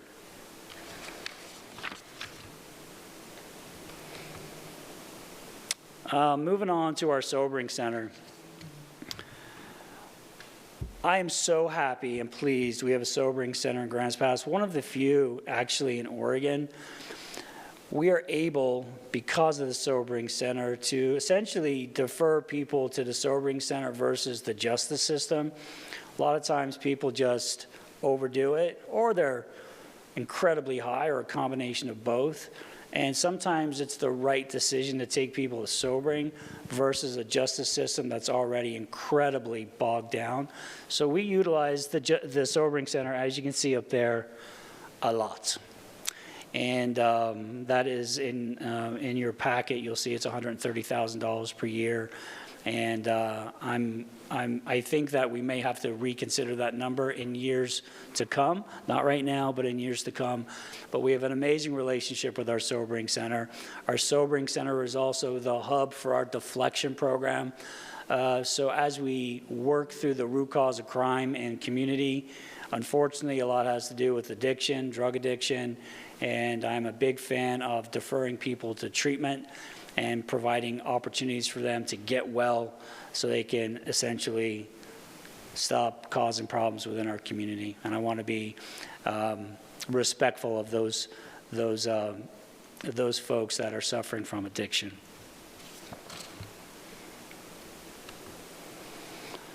So as I start to wrap up and kind of talk about our service level commitment, we provide professional law enforcement services. We have a state-of-the-art 911 communications center, full service records, partnership with Options and Adapt. And I just want to stop for a minute and then remind, maybe the budget committee doesn't know this, or even some community and teammates and the council. We were able to bring on a second case manager from Options for Southern Oregon to work directly with our PD and are embedded with the PD. And they work directly with our community response team and police officers and myself quite regularly to help people in our community work through issues. And they're amazing. Lisa and Crystal, if you're listening, thanks for all you do. But also, too, we have an excellent partnership with Adapt Integrated Health. And I think we're one of the only ones in Oregon, and I don't want to sound too confident with that statement, but we dispatch addiction recovery mentors to every single overdose in Grants Pass. We average about, and I think these numbers are actually wrong. I have to go back and do some more digging because it feels like it's more. Somewhere between 5, 6, 7 overdoses a week. Now that number is not correct because a lot of people have Narcan, naloxone, and they self-administer. So a lot of times when people use, they use with a partner, and then if somebody starts to nod out towards actually killing themselves, the other individual can revive that person. But we respond to all overdoses. We respond emergency lights and sirens because we do not want anybody in our community to die, regardless of what we think. So we will always be committed to that resource and that response. And then when the scene is safe, an ADAPT integrated health recovery mentor will come out, and they will hopefully encourage that individual towards treatment. We will continue our SRO, that's our School Resource Officer Program, and our School Marshal Program. Again, school marshals, plainclothes police officers in our schools, tremendous benefit to have them. The city manager has mentioned this a few times, and in general, we're a data-driven organization, and we develop what we call an intelligence-led briefing that we do monthly, where we hold ourselves accountable to numbers and trends, and also anecdotal information too. And we had a quite spirited one lately, and it's important to have spirited conversation to hold one another accountable to projects, because there's a lot going on in this community, and the level of violent crime that's occurred in the last, let's call it 28 days to 2 months, has been pretty brutal on everybody, not just our police department, but on our community. We've seen some incredibly violent behavior, and but I'm also pleased to say that the folks that work at the PD, they're pretty tenacious, and nobody's been getting away with it. So I'm proud of them for doing that. Maintaining adequate staffing levels, that's the elephant in the room. It's really difficult. I was actually disappointed to hear from my team that our next hiring process, which is Thursday, I like to speak to the team when they come in, or not the team, but the applicants when they come in, to give them some motivation to be Grants Pass police officers. And there's only one showing up on Thursday. Hopefully he shows up or she shows up. And then the last round, we only had, I think, 3 or 4. That's horrible. It's absolutely horrible. Many, many years ago when I tested to be a police officer, it was, numbers are in the hundreds and hundreds applying, and that's just not what we see. So we're digging deep into why is this happening in GP. I'm not sure that it's that bad in Jackson County, but also too, Jackson County is a much larger footprint and than we do here in Josephine County. But we have so much to offer, and in my opinion, we are one of the best organizations in Oregon, if not the best. But I can tell you, per capita, we're one of the busiest. And I think that is something that might turn some people off. So just thinking out loud on that one. Adding additional resources to our community response team is a must that we will continue to work through as we hire people, hopefully, and then train people. Livability and nuisance crime focus, that's been all we've been doing since like 2019, since we've been in litigation with unhoused issues. And then the online reporting option, a lot of people hate online reporting, and I don't blame them. I'm a really big fan of the personal touch. I think a cop should show up at a doorstep and greet an individual or meet them at a specific place, but we have to look towards, like Tom was saying, technology, and how do we use our technology efficiently to be as productive as we possibly can. But I do know that a lot of community don't care for it.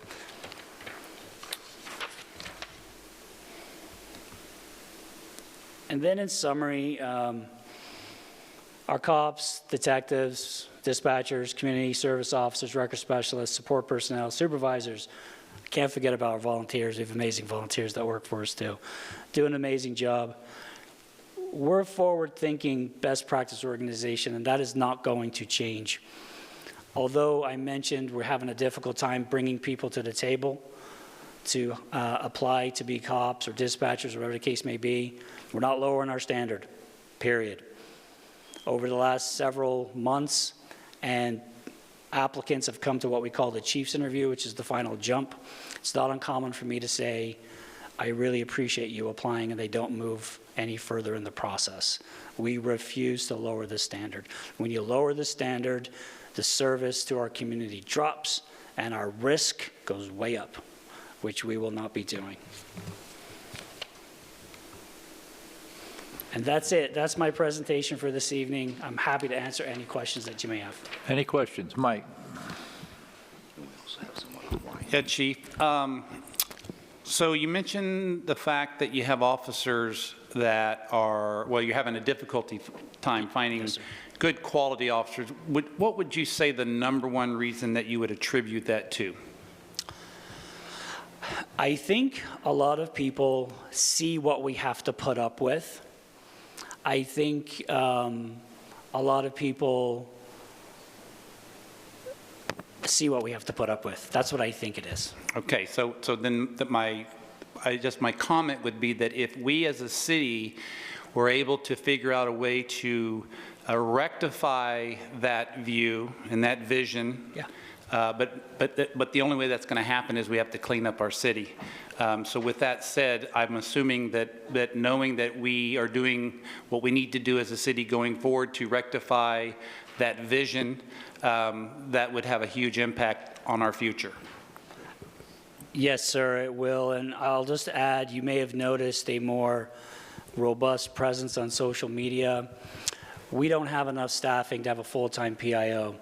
But if we're not putting our message out there and our narrative, somebody will do it for us. And I don't feel that's appropriate whatsoever. We work incredibly hard to where we cannot put as much effort and or teeth into some of the lower lying crimes that are out there. I will share with this group today that we have and we will continue to make changes as necessary with our enforcement strategy. It's no different if you're managing a classroom.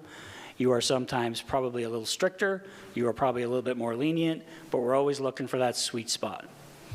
We are currently arresting a lot of people for possession, controlled substance, petty theft, major assaults, homicide. We're arresting a lot of people. And I've had candid conversations with my team, and that will continue. And then we will reassess as any professional organization should. Someone online has a question. Adriana does. Hi, Chief. It's Adriana Reinhardt. In the beginning of the presentation today, the city manager talked about exploring a municipal court, and I'm curious what you think in these obviously really early stages, that municipal court, how would that impact the police department and your guys' budget? That is going to be all part of the conversation. There's a lot to work out. I will just speak from the chief of police perspective. And if we had that resource available to us, knowing the extreme burden put on the DA, Josh Eastman, and his team with major Measure 11 cases, it's so difficult for that team to prosecute small cases when they have to put so much of their time and effort into the homicides and the rapes and the arsons. I think it would provide a wonderful opportunity to hold people accountable to lower level crimes like disorderly conduct, trespassing, and things like that. Hopefully that answered your question. Joel? Chief, I had two questions, and they're more budget questions, and so you may call on some other resources here. So the increase in property taxes from the increased assessment and the increased property valuations, my understanding is those are all going to public, that those increases in property taxes are all going to support public safety, both police and fire. That is correct. So they get broken up percentage-wise based on the previous year's budget, based on an allocation. But you can see on potentially page 134 of the police's budget, they have their program resources, which is 21 million, which includes those property taxes in that allocation, and then an additional 3.8 million from regular general fund support or regular general fund non-dedicated revenues to come back that. So all the increase goes to public safety. That is correct. Okay, just to make it generalized. Okay, then the follow-up question on that was public safety has also been, this isn't the right word, but I'll use it, subsidized by the general fund in years past. And on page 142, they have this general support total current revenues. Is that the general fund? On page 142, that is just the support services, so that's going to be his 911 and records team. And then, yes, that is That's general fund support for the police. And so it looks like between 25 and 26, the general fund will subsidize it to a less of a degree. No, you're going to need to back up a couple pages to page 138. Okay. And this is his police division for general support. Okay. And then if you keep backing up to page 134 and you include police support, crisis, and sobering center, you can see that there is a slight increase from the previous year. So over and above the property tax, the amount coming from the general fund between 25 and 26 increases, just for those that don't have this book, by approximately $350,000, $400,000. Just for the total of his, correct? Yeah, and the total would be for 26 of $3.1 million. Okay, thank you. Tom? Thank you, Chief, for your presentation and for all you've done for our town. I want to talk a little bit more about the vacant positions and the challenges that they create. The general fund ending fund balance is often the result of several vacancies in public safety. And I hate calling it savings. There's costs associated with vacant positions. Would you talk a little bit about that? I mean, at least in terms of morale, overtime, impacts on service. What are the costs of vacant positions? Thank you for recognizing that, first of all. And City Manager mentioned that on June 30th, we're going to have a level of service meeting, so I'm excited to be a part of that. But it has a massive impact because somebody else has to do the work because we don't have the team, a full team. The impact initially on community is we don't have enough community resource or community response team officers to manage all the campsites around here and all the problems we have with our temporary restraining order. So I've asked our team that anytime we have what we consider minimum staffing, or should I say above minimum staffing, that officer needs to be assigned to the community response team and help them do their job, which essentially then takes a patrol officer away from his or her job as a patrol officer supporting their patrol team with frauds and forgeries and thefts and proactive work. You mentioned morale. I think I've noticed morale within not only our police department, but our community is at a very low level. Support is excellent, absolutely excellent. I feel supported. But I've noticed that our officers are short, not in a bad way. They're human because they're out there managing and dealing with a lot of major problems. But we rally as a team and we cheer one another on, we recognize and we push through. But it is having a huge impact, meaning we're getting ready to lose an officer next week or the week after, and then another officer, we're getting ready to lose him also in a couple weeks, both to different organizations, one local and one out of state. I haven't sat down and had a conversation with these people and asked them in detail the why. I can speculate. I learned of a story many years ago that there was a former police officer that worked up north in a rather large metropolitan city that begins with P, that when he returned to GP, immediately recognized we're really busy, really busy. So I'm going back years and I'm providing a little tongue-in-cheek in this meeting, but the reality is the workload hasn't changed. I mentioned from 2019 to now, we're still toying with 36,000, 33,000 and something in between calls for service just from the community. I feel that we're failing because we're not able to get that almost same number of proactive calls for service. We need to be out there stopping people, stopping cars, talking to people at 3 o'clock in the morning that might be in your neighborhood, something that just does not look right. That's what police officers do. utilize all of our resources, we follow the law, follow policies to have an impact of crime in our community. We don't have a lot of time to do that proactive work. We don't have a lot of time to put a bike team downtown during the summer months or the spring months. It's event season. I'm concerned about event season. We got Boatnik coming up in a couple weeks.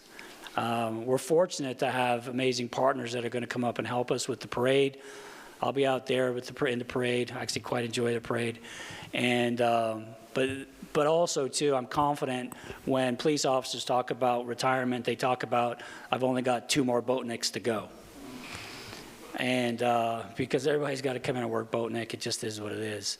And then all the other events that happen and all the other things that we must do to support this community. You may hear in my voice that I might sound like I'm a little wore out. I might be, but I'm not. And I'm incredibly committed to this city, incredibly committed to this organization. I love working here, not going anywhere. And so too do our teammates. But that could wear out sooner than later, and I do worry about that impact on our team. We have a robust wellness complement in place with counselors, peer support, workout facilities. So we do everything we can to encourage our people to seek help when needed. Hopefully that answered your question. I didn't get too long-winded.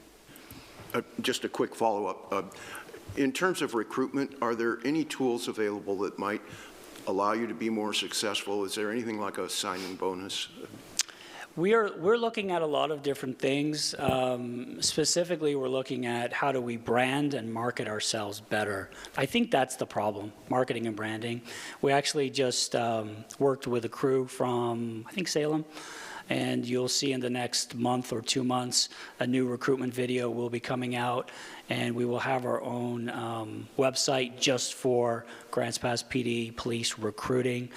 So we're really working on that marketing and branding footprint, which is being led by Captain Tyler Lee at the police department. So I'm excited about that, and we'll see how does that help us move forward.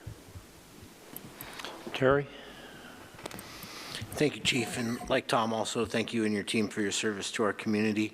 If I rewind my memory, late 2023, early 2024, we were reviewing funding mechanisms because your ask was for additional, if my memory serves me correctly, officers. I see the budget presented tonight on the personnel line item does not offer you that. And Aaron, if this is a level of service question, let me know and I'll back off, but I don't see how I can disconnect it from the budget. Could you speak first to why in 24 we needed 4 more and tonight we're proposing equal number? Are you anticipating less service, more efficiency, or you just know it's not in the budget? My response to that, and thank you so much for asking that question, is I look forward to June 30th. I took a note, our level of service meeting, and I would encourage everybody that's interested to at least show up for that particular workshop and listen to what not only city manager has to say, but also myself. Okay, and one follow-up, is that okay, Chair?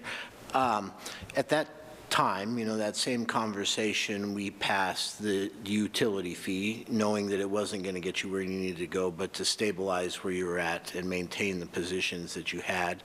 Obviously, we're seeing that worked based on the increased costs, inflation, so on and so forth. How long does that utility fee buy us until we look at raising it or another funding mechanism to support what you're looking at? I'm going to defer that one to JC.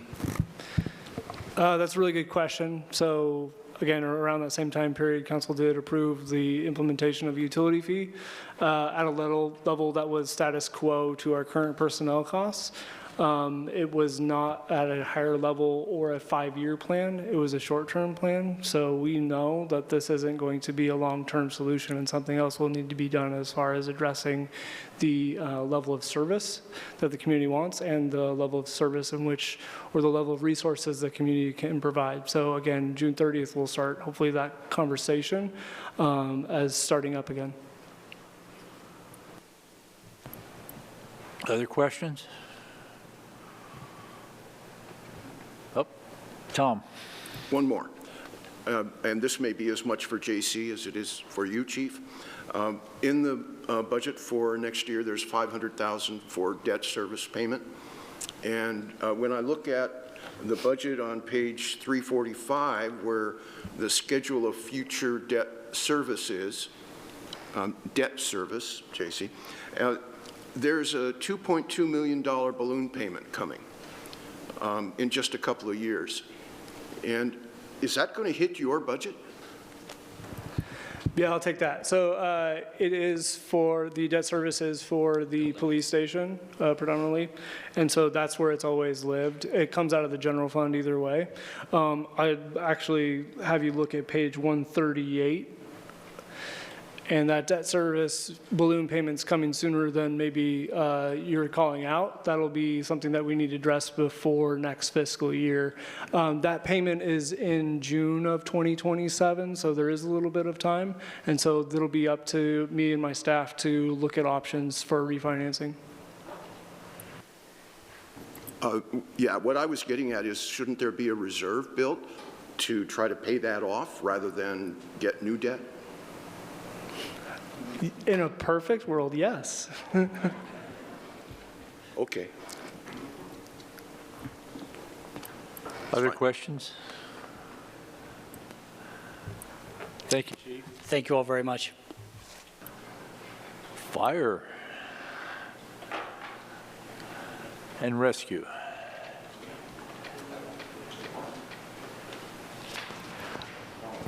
While Chief Sanchez is coming up for his presentation, the answer to Joel's question of the percentage of personnel in the general fund is actually around 69% of the total operating expenditures. Thank you. I actually don't know if I can. Let's see.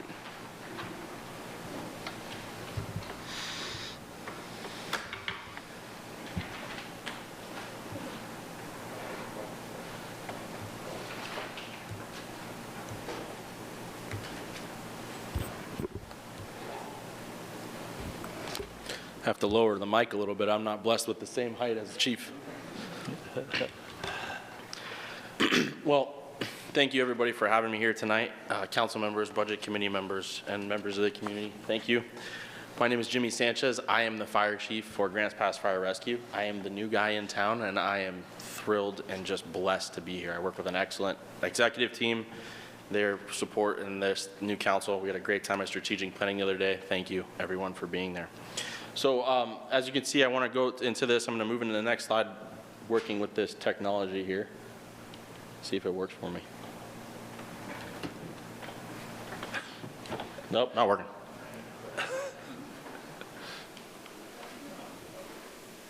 There you go. Thank you, sir. See, excellent. See, nothing works for me.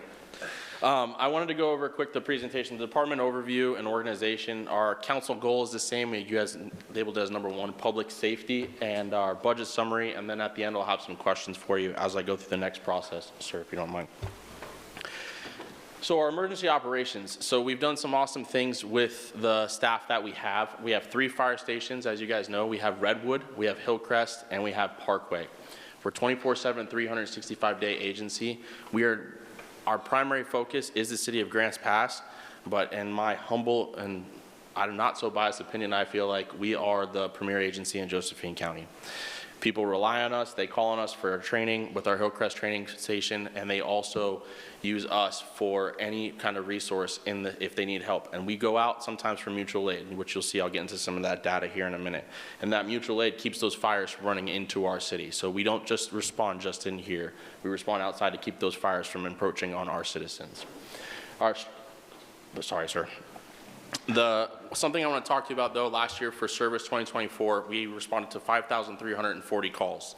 Our EMS and rescue was 37.8% of those calls. Something I want to point out, though, with that, in 2024, we had 1,006 medic zeros. That time when that was called, a medic zero was called 1,006 times. There's different variations of that and how you read it, but that means our guys are responding before AMR gets there. They are doing that EMS, that first aid, that initial CPR, in conjunction with our PD. Our guys are there all the time, just like he talked about overdoses. That number that he said, yes, is kind of low. that he was using as a reference. Our lift assists are 22% of our call volumes. Our good intent calls are 25.8%. And then we have our service calls. So other things, public assist and what everybody is asking us to do when we call 911, from rescuing a cat to actually rescuing birds out of a tree. Have you ever heard that one? That has happened. A parrot, it was a very expensive parrot. To hazardous materials as we expand. Next slide, sir, please. I want to go over our department organization. So this has changed a little bit, our ICS charter organization. So what they did cleverly within the resources, within the box that we have with our funding constraints, is we have our Deputy Chief Hyatt. I'm sure you guys have heard of him. He does a great job as our fire marshal. So previously we had a fire marshal position that has transferred into a deputy chief position. So our FTEs of 33 are the same, but now he is acting as a fire marshal and a deputy chief of admin. We have a vacant position for a deputy chief of operations that we have yet to fill. We've been using that. We're just fluid internally as well. We're trying to, promote growth within the organization, but also we've been using that to cover some of the nuances of Oregon paid family leave and the time off and stuff, which we'll discuss a little bit more. We have our fire inspector. Each shift has 9 people, so A, B, and C shift has 9 people per shift, one of those being a battalion shift. Our minimum staffing level is 7. So on a regular basis, you will have 7 firefighters every day within the city. That is our minimum staffing level, to include, and then when you have your battalion chief. So next one, sir. The next other point I want to make with that too is we currently have 2 firefighters in backgrounds because we have some vacancies. We have the A shift battalion, due to a vacancy, was recently filled. So now we have Battalion Chief Ed Goodbow, which we're grateful to have. We have promoted internally, so we're excited about that. As we move into our emergency operations. So a lot of people, they just see us driving by with our lights and sirens and they think we're going to fires. As I spoke about a little bit before, a large majority is EMS, but we also have, our guys are highly trained professionals. They are technical rescue, confined space, trench rescue, low angle rope rescue. Our Swiftwater, Miss Patty, I gotta give City Manager Aaron Kubik a large amount of credit for this, because through his relationships as well as building this, we have a new Swiftwater rescue boat and team. We recently were accredited by DPSST. We are now able to teach this class and or bring other people in to accredit them to be on a Swiftwater rescue team. So not only did we get this new boat, did we train our guys internally, we are accredited by the state to teach this class. We just got that accreditation within the last 30 days. So we are, again, the premier agency on Rogue River. If somebody needs help, and we have jet boats and we have this big thing that we like to talk about, like Boat Nick, our guys are going to be there responding, and they are well and highly trained for that. And that boat was donated after a loved one that worked through that, and Aaron Kubik was a big player in that, our city manager. Our engine company inspections. We always say that police like to be firefighters, but I do have some guys that like to be SWAT medics. So they train and they work well with our police officers, and they respond as the SWAT medics and do a lot of training. So we are commingling all of the time. The next thing, I'm also your emergency manager. I have a background in it. I have a master's in emergency management. I'm currently in a PhD program. We're working with that. So we're adding that extra thing, especially with the way that the state's going right now. 87% of your emergency management funding with the state, this affects us directly, it's federal dollars. Those federal dollars are no longer coming in. So they're forward-looking, and the city's staff are forward-looking and knowing that some of this stuff intermingles. I am an emergency manager here. We'll be working through that with private and public partnerships and our team to continue moving that forward, especially with some of the stuff I'll get into in a little bit with the loss of the FireWise coordinator. That was loss of grant funding, and then some other emergency management funds that are no longer coming into the county and or that were distributed to us in the past that I'm sure some of you know about. Our ISO Class 2 All Hazard Agency. This is a big deal. We just got recerted. You'll see an announcement here soon. It was completed earlier. It takes effect this month. I'm excited to say this. We're in the top 4.5% in the country in our response with the stuff that we have. This has a direct correlation to what we pay in insurance for businesses and residents within our jurisdictional boundaries. We are not far from being in Class 1, and with this team and with the professionals that I have the blessed job of serving, we can get to a Class 1 here with some changes and with some stuff that we're doing. So That will be announced here shortly. But next slide, sir. The other programs that we have is fire prevention. You know that with Deputy Chief Hyatt and then Fire Inspector Michael Meyer. So depending on the data you read, and I'm sure Community Development has the exact number, we are anywhere between 4,000 to 5,000 businesses and stuff that we need to go over. This ORS is just exactly what we're required to do, that we share this load with me and Deputy Chief Hyatt and Michael Meyer. This is something that we do need to grow and that we're going to talk about in the future, but they're doing a great job with their limited resources right now. We have about 1,600 inspections required each year, 539 initial inspections in 2024, and then 373 re-inspections that have occurred, and we're keeping up. This program I'm actually expanding to include our guys that are busy with their training and the required CEUs, but they will be going out within our engines. You'll see us out there more often, and our crews will be trying to expand upon this as well. And we will discuss those plans in the future. But they're doing a fantastic job with the resources that they have. Next slide, sir, please. I wanted to talk about some of the other stuff that they do too in the fire and life safety education. Before I get into the numbers, the Student Safety Academy and Careers Program, one of our firefighters did this the other, Colby, took everybody over to Hillcrest. Colby Taylor, got to give him a huge amount of credit for this. And they ran them through all these scenarios and took care of them. They're very involved with our local high school. Our child car seat safety program, this is a big deal in Josephine County. This is grant dollars, but Captain Travis Marsh handles this, and actually just this month, he has now been elected and placed onto the Child Safe National Safety Board. So nationally, we are making an impact because our professionals are taking that extra and added step. And I can't praise them enough. Recently, we were featured in the sneak preview, and I'm gonna quote, because I love this quote, because I'm quoting from the top of the article, is Grant Pass Fire Department, a beacon of service and dedication. I'm quoting, I didn't make that up, that's on the January issue. The Operation Warm is something that they do for our children in the community. Our leukemia and lymphoma, they ran across the stairs in Seattle, and then the Helping Families in Need. These guys are donating. Our professionals are just out there in the community education and public outreach. They're donating out of their own pocket. Believe it or not, they have a fund where they hand out gift cards for people that go to residential fires. They hand out gift cards for accidents. They hand out, and that's not out of city dollars, that's out of their own funding. So the love is there, and their passion for what they do.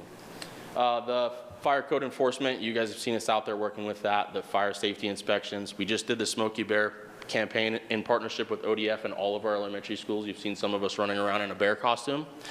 We had a great time doing that, and then we're constantly in the schools serving food and partnering with them. The fire rescue goals, next slide, sir, please. Something that we've been talking about in the 26 goals, and we thank you for the strategic plan and the public safety, is to collaborate with the city and council to explore and implement new funding sources for public safety initiatives. There's a lot that we can do to bring in some more stuff, so we're going to be discussing that in the future. Become the first ISO Class 1 in the state of Oregon. That is a big deal. That is there's less than 500 departments in the United States that are Class 1.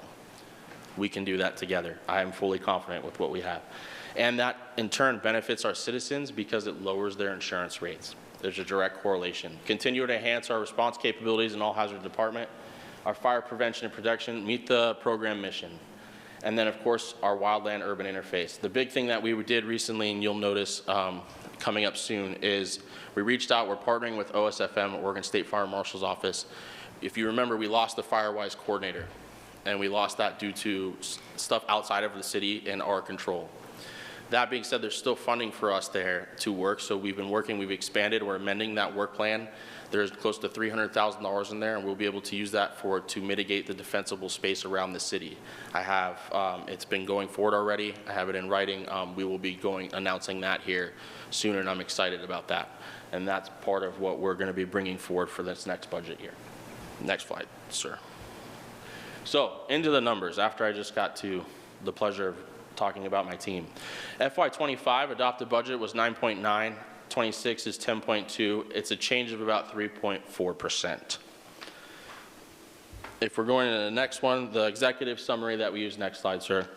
As you see, you'll go through this. Our general fund support is about 1.8 million. Our public safety fee is about 1.2 on page 132. I'm going through this as we, JC and City Manager Kubik spoke about earlier. You'll see that large change with the contractual and the direct charges. That change was just the reallocation, what they just explained earlier. So other than that, we've remained pretty flat due to the constraints that we're dealing with right now. There's really no big changes when it comes to that. And then finally, I'll go into the summary, but I did want to talk about with some of those indirect and direct charges. We have the admin charges of a little over 600,000, IT over a little over 200,000, GIS a little over 338,000, and then the finance department over 42,000. So you'll see when those numbers break out when you look at our budget. One of the questions I heard that you guys spoke about earlier too with the public safety utility fee and that coming out, with the levy that we talked about, you'll see that as it's dispersed in there. It's actually on page 19 in the budget measure. It really delineates that well, and the need when that public safety utility fee came in, it still says a need for 5.7 in the general fund support. So that is in there on page 19 of the budget message, which was great that they put that in there.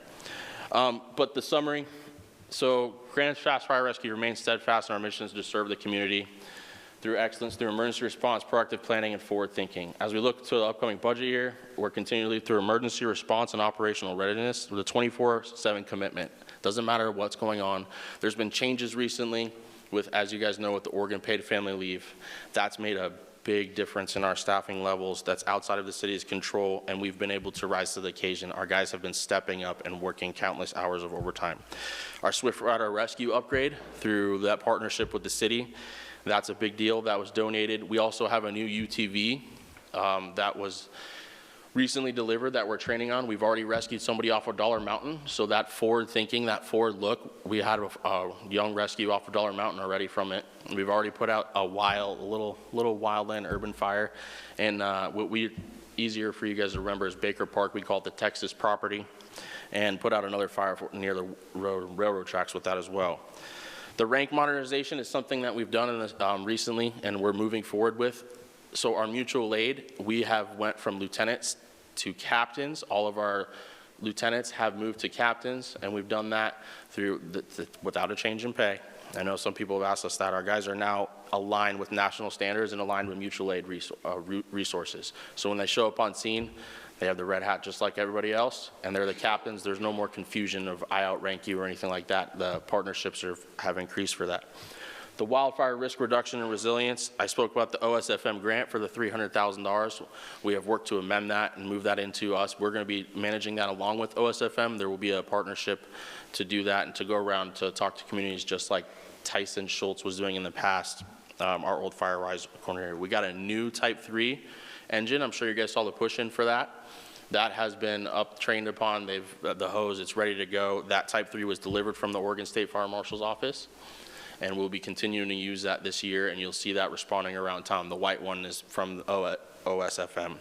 And then the emergency management and community preparedness. Through public and private partnerships and working with the city, you're going to hear a lot more about that. We have some stuff in the works right now. We're going to be going over our emergency operations plans, and we're working to mitigate the risk. Things we've done already, the full-scale real-world exercise you guys saw at River Valley, downtown Church. Recently, last week, we worked with us and we participated with Asante and an MCI that was there last week on Friday, and occurred with all of our regional agencies there.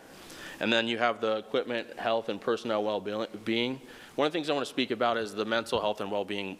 We did partnership with HR and with the city and us, and even PD uses First Watch as well. And that's a resource that our people have to jump into that. And this is how we're using our budget and our finances wisely and judiciously.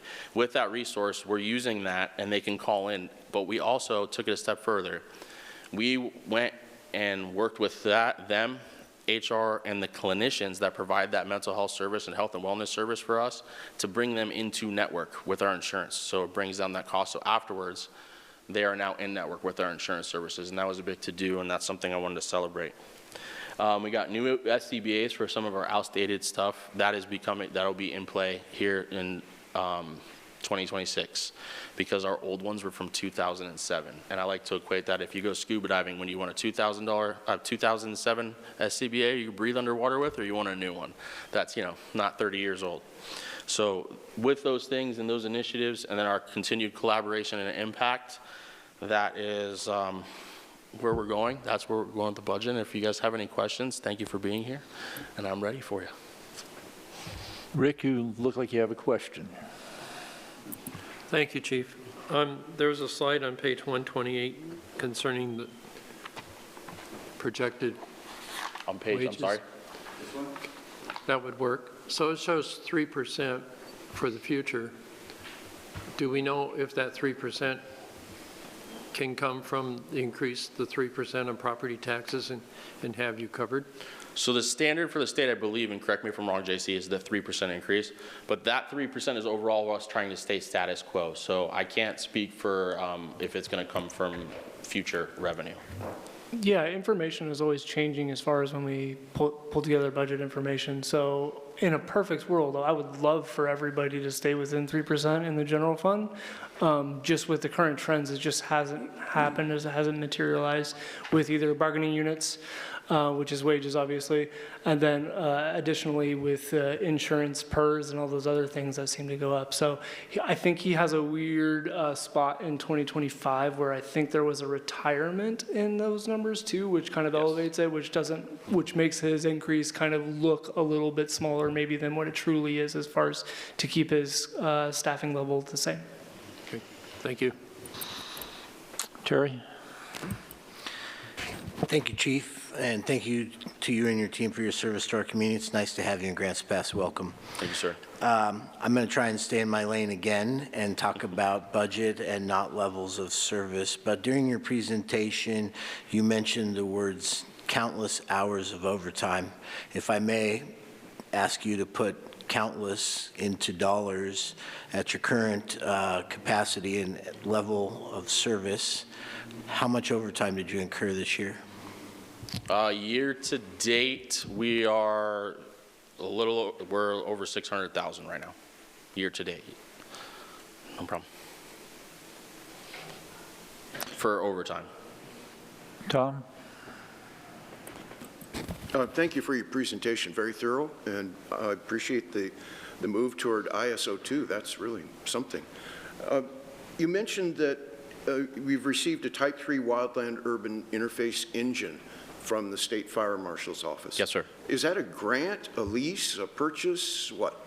It's actually fantastic. It's a grant that was given to us by OSFM through a program that they applied for before my time, before I got here, and it was delivered right before I got here in September. So what it is they actually give us $3,500 a year with that grant for vehicle maintenance and stuff. It's new, it's still under warranty. And at the end of the 5 years, there is discussion that it will be donated to us. We did not purchase this engine, so it is a grant. I'm sorry. So for a 5 year, For 5 years, yes, so sir. it could go back. And then they reevaluate it. It could go back, but there's a lot of stations in Oregon that got them, and they're just purchased more in the state. So we're pretty hopeful I don't want to hold them to it, but we're pretty hopeful it will remain ours. Other questions?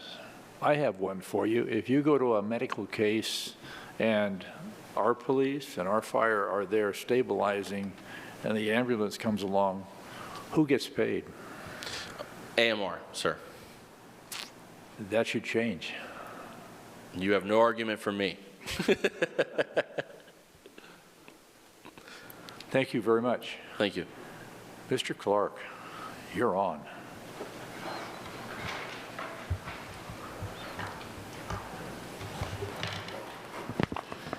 So while Bradley Clark, our community director, our community development director is coming up, we do have another page with, again, a slight minor error. We have a hidden row again.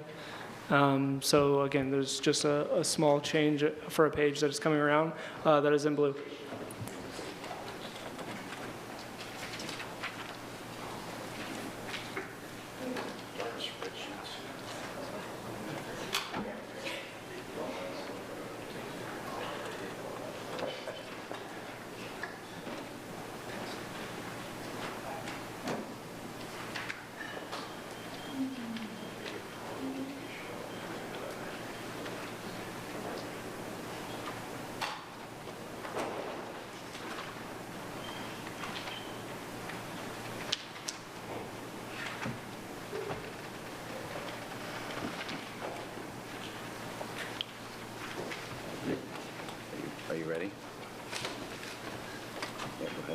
Ready? All right. Good evening, everybody.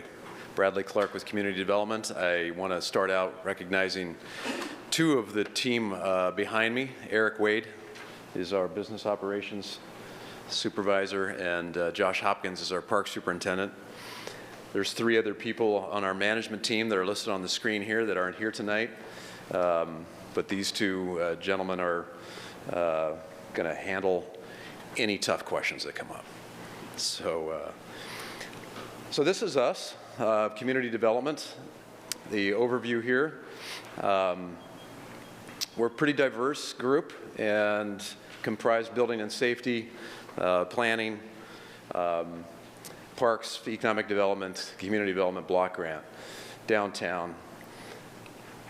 29 FTEs comprise community development. That does not include the community development block grant. Any of those on the council know that Ann Ingalls is our community development block grant coordinator. She is a contracted person, so she is not part of that number, but she does manage the CDBG program. So we'll go through parks first. Parks is about 88% general fund. You'll see most of our programs in CD are general fund, as the city manager noted at the front. We do have a couple of them where the TLT money is a pretty substantial percentage of the revenue. But for the most part, we are heavily on general fund. State grants, and then some other revenues and transfers. 9.3 for the parks maintenance area. FTE. So here's some of our just overall programming related to the park maintenance. 21 parks in our system. We have just one regional park, that's RVP, Reinhardt Volunteer Park. One community park, that is Riverside, and then we have a number of other neighborhood and other areas. Every year I like to point out that one area that Parks manages that I think folks don't often realize is the rights of way. So a good example of that is if you're at the E&F confluence out there outside of Home Depot and you're coming into town and you see that big wide confluence area there with a couple of the sculptures, you know, that's one example of one right-of-way area that we are responsible for maintaining. And then just a whole host of other amenities in such a fabulous park system. We also have the urban forestry program. Josh will have some war stories to tell you about trying to keep this position filled. We're fingers crossed that we might actually have somebody coming on. It's been vacant for a while. The city did just get about a $600,000 urban forestry grant through the state that will be a big plus for us in terms of software to be able to better inventory the public tree system here. In terms of the budget, here's the basic layout on the maintenance side. Total FY26 of about $3.29 million. Contractual professional services, you see there, that's a huge chunk of parks maintenance. We have a large impact on the local business community through a number of contracts that the Parks Division has. Everything from landscaping to irrigation to plumbing, you name it, there's a host of them. That includes contracts like janitorial, trash removal, a number of other ones. The direct charges I won't go into because it's the same story that you heard from both chiefs tonight in terms of why you see kind of bump ups on those direct charges, but we can certainly answer questions if you got those later. Here are some of those contracts that I just mentioned a minute ago. I think if you look at the sort of subtle impacts that the city has on the community in terms of infusing money into local businesses, and I think this list is just a good example of how that happens through the park system. So on the aquatic side, not a lot changing from any prior years. Somehow, some way that pool's just still sitting there. We are planning to run it this year. Good partnership with the YMCA continues. The council recently decided to not proceed with the complete renovation, as you probably know, of that pool. That was a big chunk of money that we had in here last year. $5 million of that was urban renewal money that has been reallocated. 1.2 was ARPA money that's been reallocated. So at this point, in terms of the pool itself, here's just kind of pretty modest numbers, and the biggest chunk of this is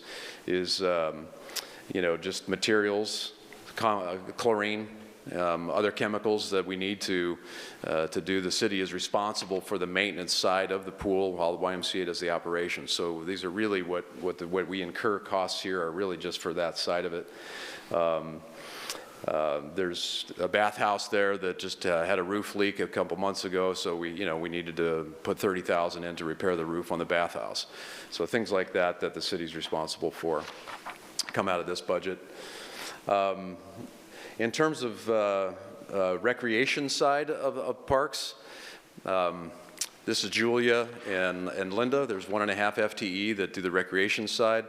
About 3,000 reservations a year are handled through them, through the recreation staff. So there's just a lot of coordination that happens. There's a new software system they got a couple of years ago that's been running well, that the public can now use, go online, check out and get your initial reservations. So that's helping create some efficiencies. Every year they have a forum right here in this room for leagues and other people that use the park system to kind of hear more about any updates. So that's where we're at there. That's about a $210,000 budget, most of that again being personnel, common theme tonight. And then we do have a slight drop there in the contractual professional services. Moving on to downtown, this is one of those areas that also CD handles in terms of the budget side, but this really is a citywide cross-department kind of coordination. There's Public Works plays a big role in it, police plays a big role in it, fire, but we have 73% general fund and 23% lodging tax to fund the downtown services program. It includes the Welcome Center. Up there on the slide is Downtown Visitor Services Program, where there is one CSO position that is funded through downtown services. That includes some parking enforcement, includes some CSO work, but that is funded through this. And then all of our parking lots downtown are maintained. And a just big shout out to Jim Straw. He is our downtown maintenance person, and you may see him early in the morning. He's usually down there by about 5:30, working through the alleys, working on the streets, working in the public parking lots to keep those going. So a big shout out to him. We do some coordination with contracts through the Gospel Rescue Mission and through other contractors to help with the trash and garbage pickup downtown, as well as the sweeping. And of course, you can't go on without saying the hanging baskets, because the hanging baskets are beautiful. They're up this year. But they're not cheap because it does require somebody to put them all together, go out, hang them up, and most expensive part of the job, watering. Yep. You got to get a truck out there. You got to go and you water each of these. We don't have the technology where the watering just happens automatic. So it's a hand watering thing. So that's a 60,000 plus contract that the city has with a very qualified nursery out of Central Point, I think. Here's the other pieces of downtown development. I think we've talked about most of those. There's the 2 FTE, or Jim, who I talked about, and the CSO. And in terms of the budget, the bottom line for this whole program, about $644,000 for this fiscal year. And as I mentioned, other than the personnel, the biggest chunk is a lot of those contracts for the cleanup, the sweeping, the hanging flower baskets, other things like that. So moving on, economic development. This has a pretty even mix in terms of the revenue stream for this department, 36% lodging, 42% general fund, and 21% is the Urban Renewal Agency. The 1.76 FTEs, Dana Pierce is the Economic Development Manager, and then James Conway is our Economic Development Specialist. This work is largely about connections. It's when you're talking about building a culture, an ecosystem, whatever term you want to use, where people want to do business. It's really about relationships and them feeling like they're supported, that this is a place they want to be, a place they're welcome. And that really starts with knowing people. So they do spend a lot of time. That's why we always like to keep this slide up here, building, nurturing those relationships. They're very, very important. And you can see several of them up there. Some of them are new this year, the Main Street Grants Pass. The one on the right-hand side there, the second one down, the Innovation Hub, as well as the 1 Million Cups. Those are both kind of entrepreneurial-oriented focuses. That's kind of been an orientation for us. And then the City Council, in their strategic planning session just a couple weeks ago, did have a number of economic development goals, which you can see in your book there. Contractual services, the two largest ones for economic development are SoReady and SBDC. And again, we have a pretty flat budget compared to last year, coming in just about 43,000 more this year. Again, most of that coming in at the personnel side. Tourism, as you all well know, Visit Grants Pass gets 28% of the TLT dollars that the city receives every year. So that fluctuates, which means their budget fluctuates because we don't know exactly how much TLT we're going to get each year, so that goes year by year. But we do have a contract with the DMO. It's a good positive thing that the city did a few years ago to kind of spin that off. So a lot of that tourism work now is in their court. Chamber of Commerce handles the North End Visitor Services. Travel Southern Oregon, there is no budget implication related to Travel Southern Oregon, but they are a key partner when it comes to the ads and travel guides and keeping Grants Pass with a full presence in their publications and on their website. And then another key piece of the tourism is the grants. They're not big. We've allocated about $35,000 right now each year for a competitive cycle. There's two of them, one spring, one fall, maximum $5,000 grants, but we feel like it's really gaining some steam. There's been some good, the first round was good, but we're getting even better. And I think the word's spreading that it's a program that's out there that for private companies, nonprofits who want to get some assistance with advertising to that 50-plus mile radius, this money is there for them to apply for. Here are just the last few years of lodging tax statistics. This is on page 291 to 294 in terms of TLT background. You can see that drop that's happened in that last quarter. The TLT, where you can see in 21 there, we did go from 9% to 12%. So those stats, again, looking pretty good over the first quarter of 25. I don't think we have them in this slide deck, but it's the year starting off pretty healthy. So here, I think the the biggest number there, the transfer, that was just a one-time change that happened last year when we moved the money into out of the tourism. Well, JC, why did we do that? We moved it out of the general fund because it is its own restricted pot of money, and so now it is its own restricted area. Right. Okay. Thank you. Yeah, we're coming in a little bit lower, again reflecting a little bit of that decline in the TLT dollar revenue. CD management and support. So this is one of our internal services that's funded completely internally through transfers from other departments to CD management. We handle a number of different areas supporting the community development as well as public works.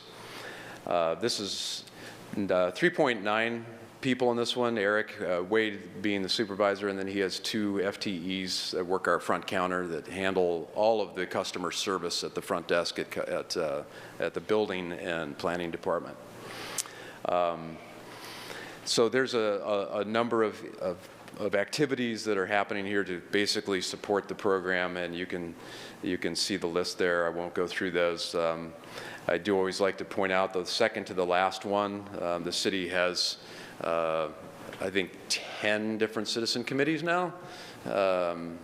Maybe 2 less. We have 2 less than we did. We sunset the CEDC and the Housing Advisory Committee. Those were both supported by community development. But there are still a number of them, and so the staff at CD provides a lot of staff liaison work for those citizen committees who are very, very important. Here's the budget breakdown for CD management. Again, we're coming in very, very stable with where we were last year, about 38,000 more than last year's budget. Most of that reflected in personnel. The planning division. This one is 87% general fund, 13% fees. You see in a lot of different communities around the country an effort lately in their planning departments to try to self-fund planning. Josephine County is actually a good example of that. It does mean if you're going to self-fund a planning department that you have dramatically higher fees than what the city of Grants Pass currently has. The city did 2 years ago, did about 100% increase in fees on 10 different application types. Those were our most common applications, things like partitions and other types of permits, variances. So that helped a little bit. But because of the volumes that we're seeing, it's just not enough volume to be able to fully self-fund the planning division through fees. So at this point, it is heavily reliant on the general fund. There are 6 FTEs in the planning division and handle a number of different long-range and short-range planning activities.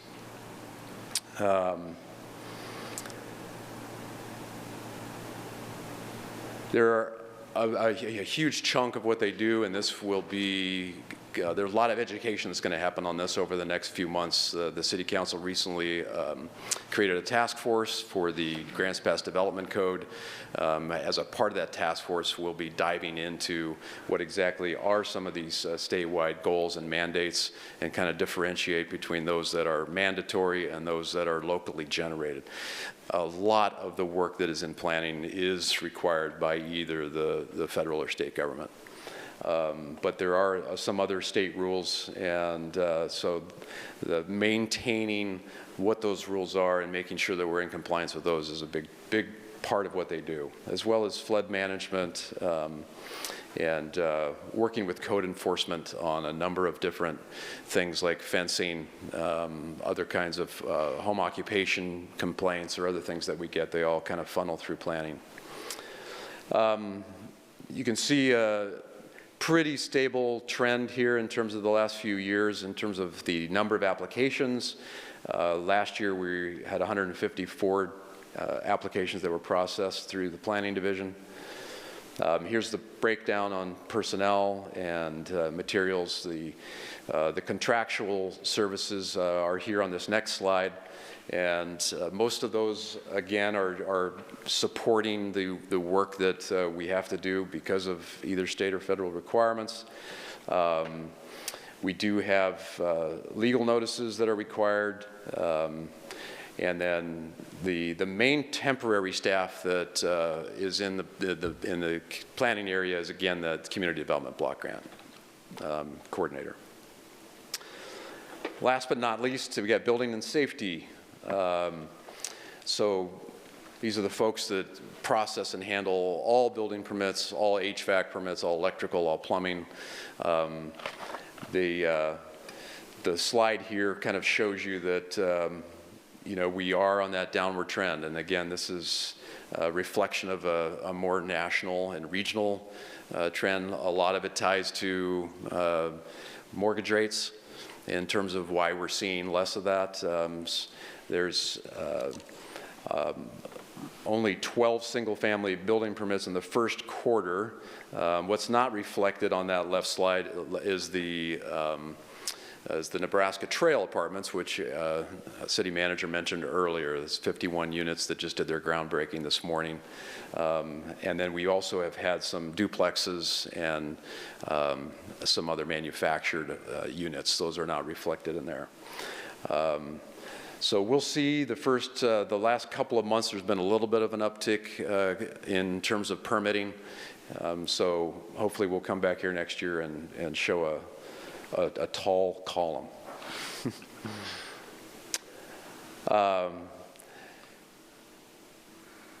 The main funding here that always comes up is just the contingencies as well as that ending balance. There's it's kind of a part and parcel to building departments. Because as I was saying earlier, the fees alone aren't there, but they do have built up as the economy is healthy. Those permits do kind of tend to build up, and so a healthy fund balance was formed over a course of several years. But if there is a dip in the economy, that's where we want to keep this strong, so that that's there to rely on if that happens. Hopefully not.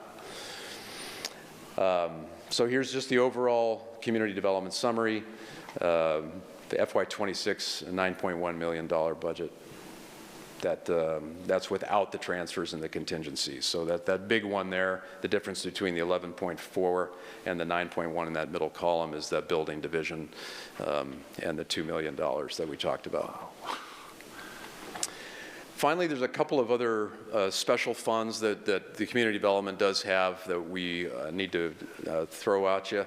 One is the Industrial and Downtown Loan Fund. This is an old community development block grant, not the one that we currently have, but one that the city had several years ago, which remains there as kind of on the books. Right now, we are, in terms of revenue, just focused on letting that sit there and grow interest, and then the interest for that is used to fund facade grants.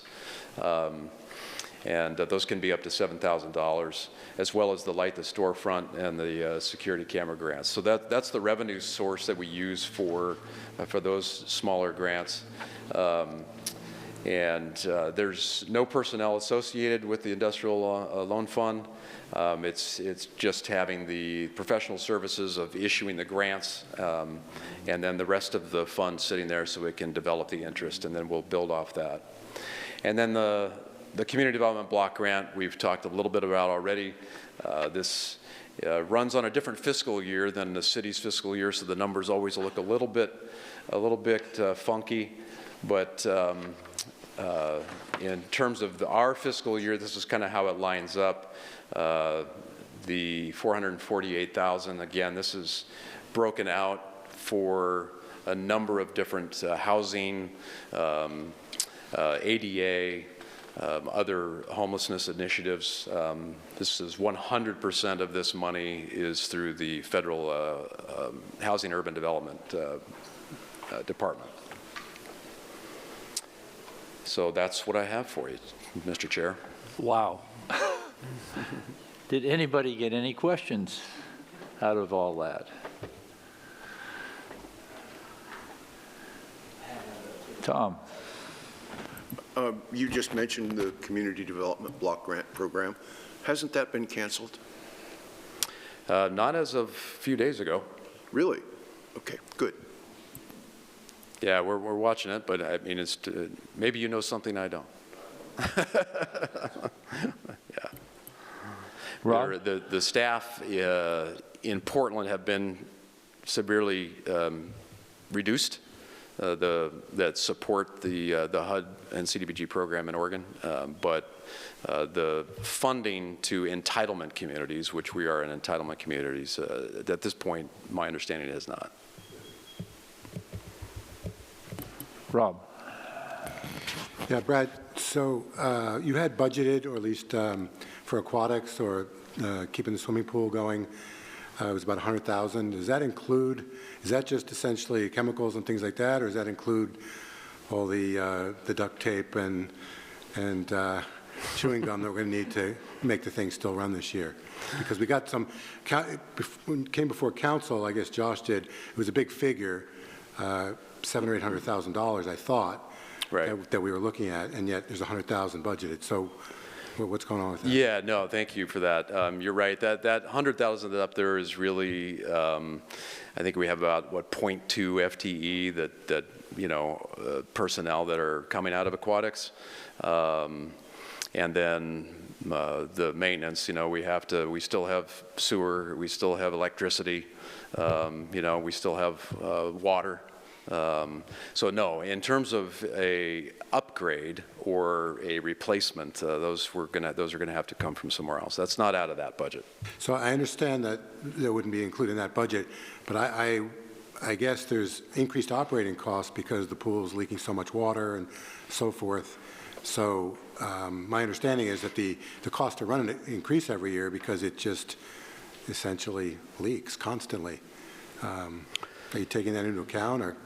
Well, yes, it does leak, but in terms of the direct impact of that leakage on the staffing, they're really, you know, I think at this point, we're covered with the 0.2 FTE that we have assigned to that. So I'm going to look at Josh to see if I'm correct on that. You want to add anything? The $100,000 is the operations cost, which would include staffing at a low level. I think it's only like $7 or $8 grand total in staffing for the pool for this side, but also includes the YMCA contract, utility bills, chemical bills. The problem we do have with the pool is we're building our budget with kind of best hopes that we're not going to end up in a catastrophic situation where the leaks are not outpacing where we can fund it. If that did happen, we'd be coming back to council for either a supplemental budget or basically say, hey, we're at a point where we just can't do this anymore. And with the leaks, it increases the chlorine costs, chemical costs, electrical costs, and everything else like that.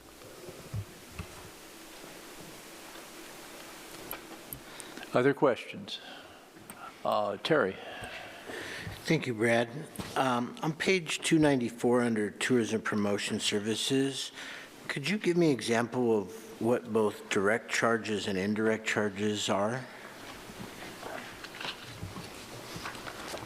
I'm sorry, which, 294? If you got the fancy new blue one, it's the blue page 294. About the middle of the page, under the black header of requirements, there's direct charges and indirect charges.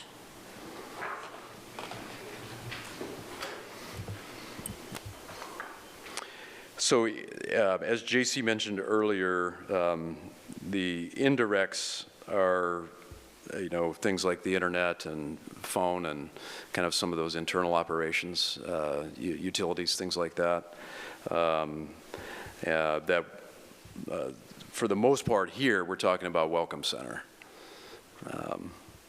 So maybe JC, you can help out on the Yeah, I'm looking to the back a little bit. The direct charges, I believe, are the facility charges to maintain the Welcome Center. Yeah, I think that's right. Mindy's checking that out, but.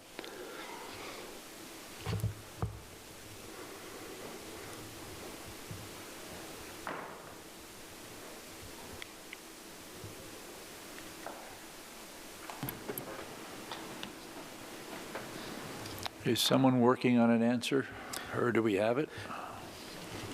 Yeah, Mindy's trying to Okay. find in terms of the direct, just to Okay. confirm, but Other questions while she's looking? Seth? Thanks, Brad. On page 160 under downtown development, I'll let you get there first. I was mostly curious about the personnel services and the contractual services line items on that, just kind of if there's a breakdown of what that is, what that covers. so under personnel services for downtown, are we talking about the 240,000 number? Yeah, so that covers the salary and benefits for the 2 FTE that are within the downtown program. So that is a maintenance MSW and then a CSO. So that's on the personnel. And then the contractual are some of those services that I mentioned related to cleaning up. There's 65 trash cans in downtown. And so, that helps they're responsible to go and clean all those up, emptying. Who do we contract with for that, do you know? That is a Spire, I think, right? Yeah. Okay. Chair, before the next question, can I answer one of the previous questions? I'm sorry? Before the next question, can I answer the previous question that was unanswered? Sure, please.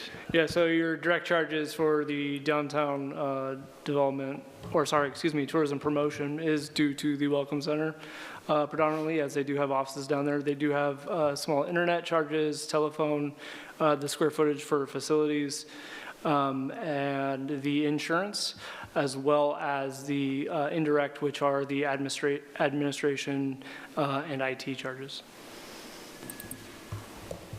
Mr. Chair, Thank you. Tom? may I make a motion? Make a motion to go past 9 o'clock? Okay, the motion's been made to go past 9, and there has to be an agreement to do that. So I see a second down there by Terry. Okay, so let's just go along with that motion. Christina, why don't you start? Yes. Yes. Yes. Yes. Yes. Yeah, Tom told me to vote no. Yes. Yes. Yes. Yes. Yes. Yes. Excellent. Now we'll proceed. That passed. Oh, I'm sorry. Those on the internet, audio, can you hear us? This is Adriana Reinhardt, and I vote yes. Thank you. Anyone else? There were 3. Okay. Now, next question. Tom. Again, on page 160, looking at downtown, there are 2 line items, parking lot permits and parking violations, that are the source of Victoria revenue. Marshall, yes. Thank you. Sorry. Both of those show a decline for the coming fiscal year. And I don't have any data, but it seems like there's a lot of people downtown, a lot of cars parked, and this would indicate that there will be fewer permits and fewer violations. Why?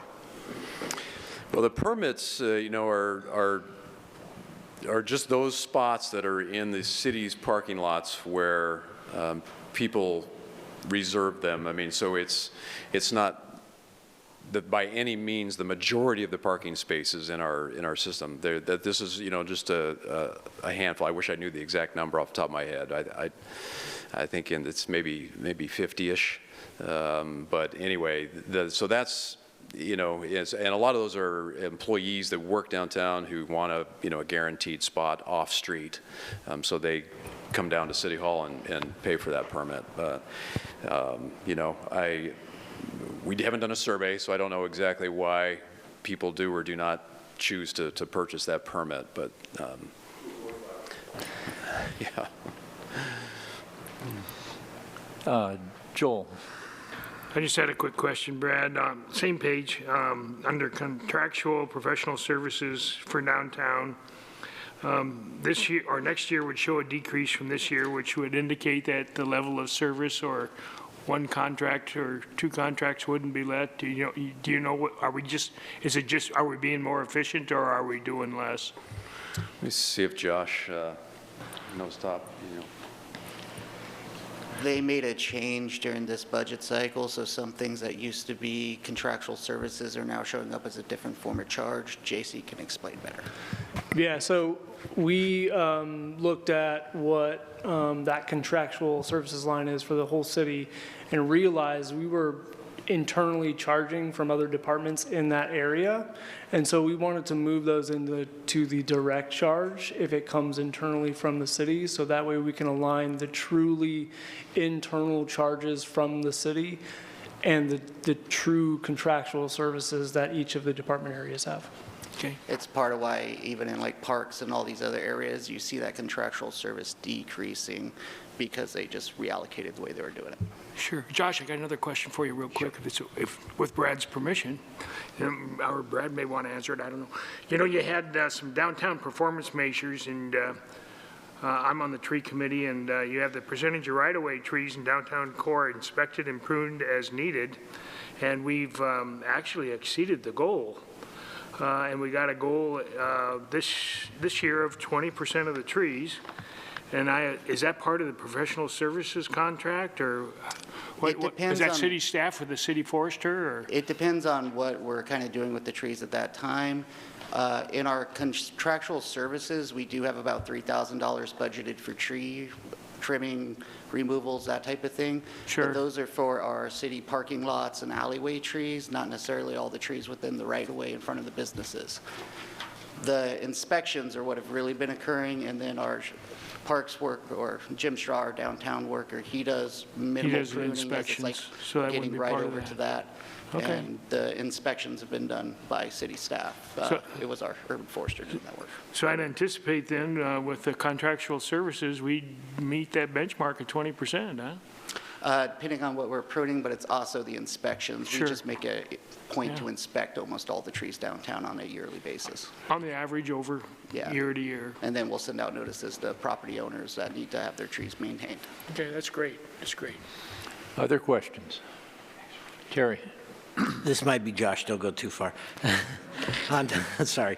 On Dollar Mountain, with the amount that we're allocating there, does that complete the project? And then I didn't see any ongoing maintenance after that. So that would be back towards the capital pages, not what we're currently talking about, but that would be the amount needed to complete the parking lot we're building, as well as if there's some odds and ends. One of the things about Dollar Mountain is this is really a parking lot's a phase 2 to what's going to turn into a phase 3 down the road as we develop a better partnership with BLM to expand that system another 10 to 13 miles out onto their property. So that LB code will likely stay around for a couple fiscal years, and as we're working towards that, we'd put some of that TLT allocation towards that so that we can use it for match for the next round of grant funding to go into that facility. As far as the operational increased maintenance costs, that just gets bundled back into park operations, and we increase as needed when we go through there. Thank you. Other questions? Thank you very much. Thank you. The next thing is to ratify the budget hearing schedule, which will amount to this. I'm making an announcement that the next meeting is Thursday at 6 p.m. The following one is 1 week from today at 6 p.m. Now, does anyone from the public wish to comment or have questions?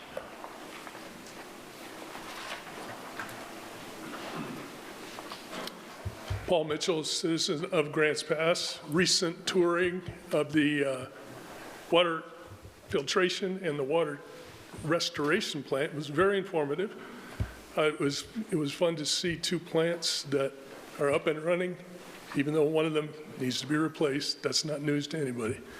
When I was on the PAVE committee a number of years ago on those 2 facilities, I was impressed with the knowledge of the people in both the plants. So what does all that have to do with budget?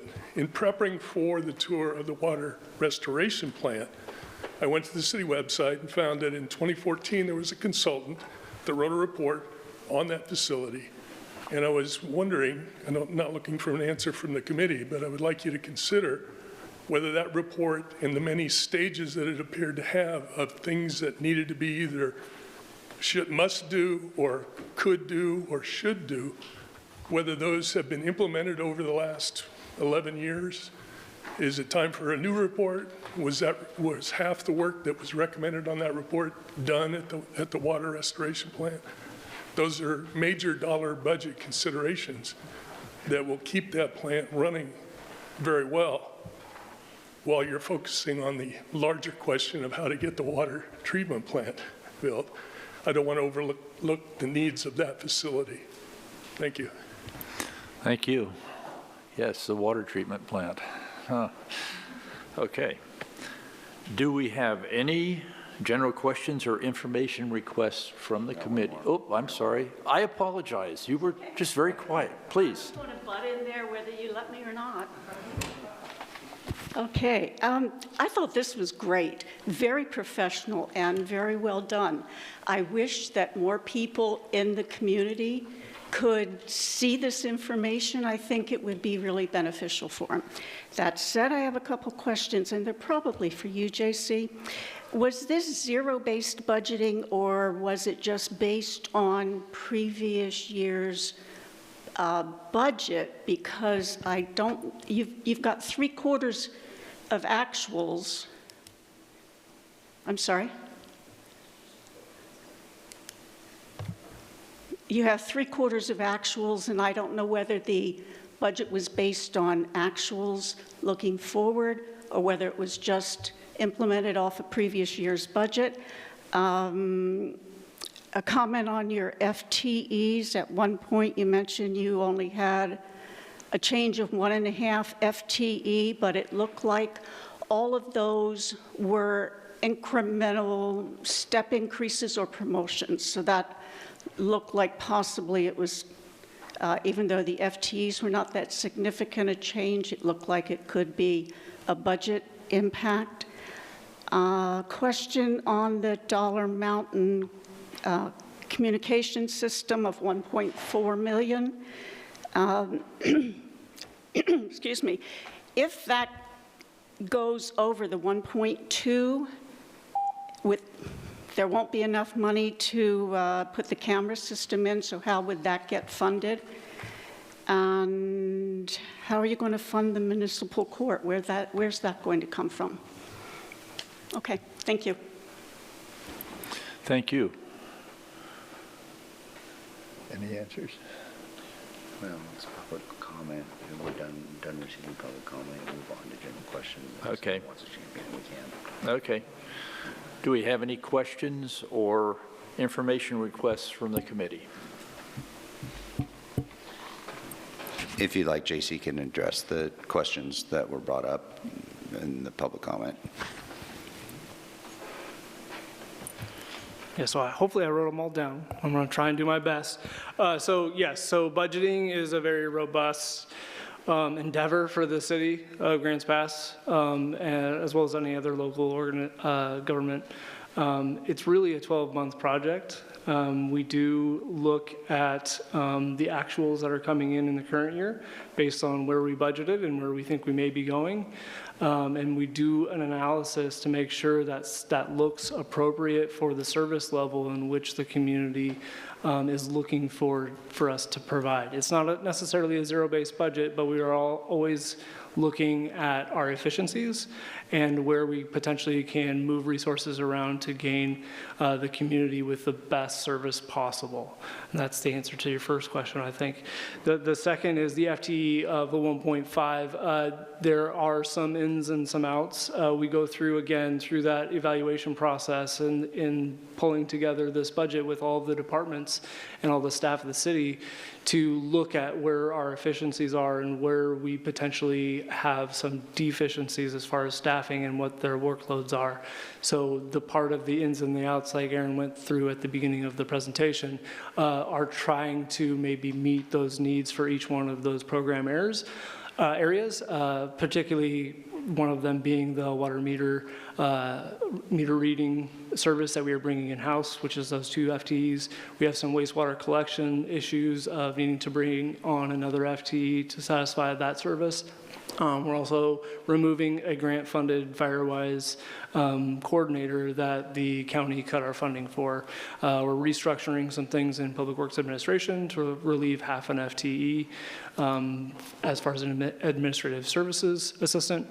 And then we're doing some GIS trades as far as the need for GIS in the city is becoming more and more robust as people are utilizing those services, not necessarily internally, but externally as well. And then we have a parks need, as well as there's a workload of contracts that need to be managed in the parks maintenance system, as a municipal service worker does not necessarily manage, but a municipal service specialist would have the capacity and responsibility duties to do that, and trying to keep, again, the FTE count as low as possible and still provide the maximum amount of services to the community. Potentially, if the cost of the Dollar Mountain radio tower is at that $1.4 million, we would need to look for other resources and other avenues and ask for council to make a policy decision regarding that project and those dollars. Thank you very much. Yes, someone Adriana has a question. Online. And Please. also, there's a couple of the, Kathleen and Victoria experienced about a 30-second delay. So when we vote, we're going to need to wait just a little bit for them to catch up. Okay. Hi, it's Adriana Reinhardt. It's not necessarily a question, just kind of closing thoughts. As we're moving forward and considering the municipal court, of course, there's so many different things that are going to go into that consideration in the finance, but I think we should probably start with figuring out the prosecutors and the defense attorneys. You guys probably all know there's a huge shortage in the state of Oregon, especially with defense attorneys, and it would be the responsibility of the city to pay for the defense attorneys. So finding the funding, yes, but finding the defense attorneys should probably be on the forefront. Thank you. Thank you. That's it. Okay, I thought we had one more. Okay, now what I'm, okay, go ahead, Terry. I'm just hoping for some clarification on timeline and processes here, because if I understand correctly, the next action, we may be asked to vote for budget approval on the line items that or the presentations we just received. And I also realize that this is a council action, maybe more than a budget committee, but will council review the proposed non-bargaining salary agreements as that could impact all 3 of the budget proposals we heard tonight, and are those included in the proposals we heard tonight? Council will hear that. It's actually on their agenda for the upcoming council business meeting for them to take that under consideration. The budget as presented provides the potential allocation of resources for council's flexibility to make modifications. Thank you. So now I'm looking for a motion to approve a tentative budget approval of the programs we discussed this evening. Could I get a motion for that? Tom? I would move that the Budget Committee approve the recommended budgets for the Police Department, Fire Rescue Department, and Community Development Department for the 2026 fiscal year. Second by Joel. Any discussion? Okay, let's go ahead individually. Yes. Yes. Yes. Yes. Yes. Yes. Yes. Yes. Yes. Yes. Yes. perfect. You're online. Oh, that's right. We have you online. Adriana Reinhardt, yes. We gotta wait 30 seconds.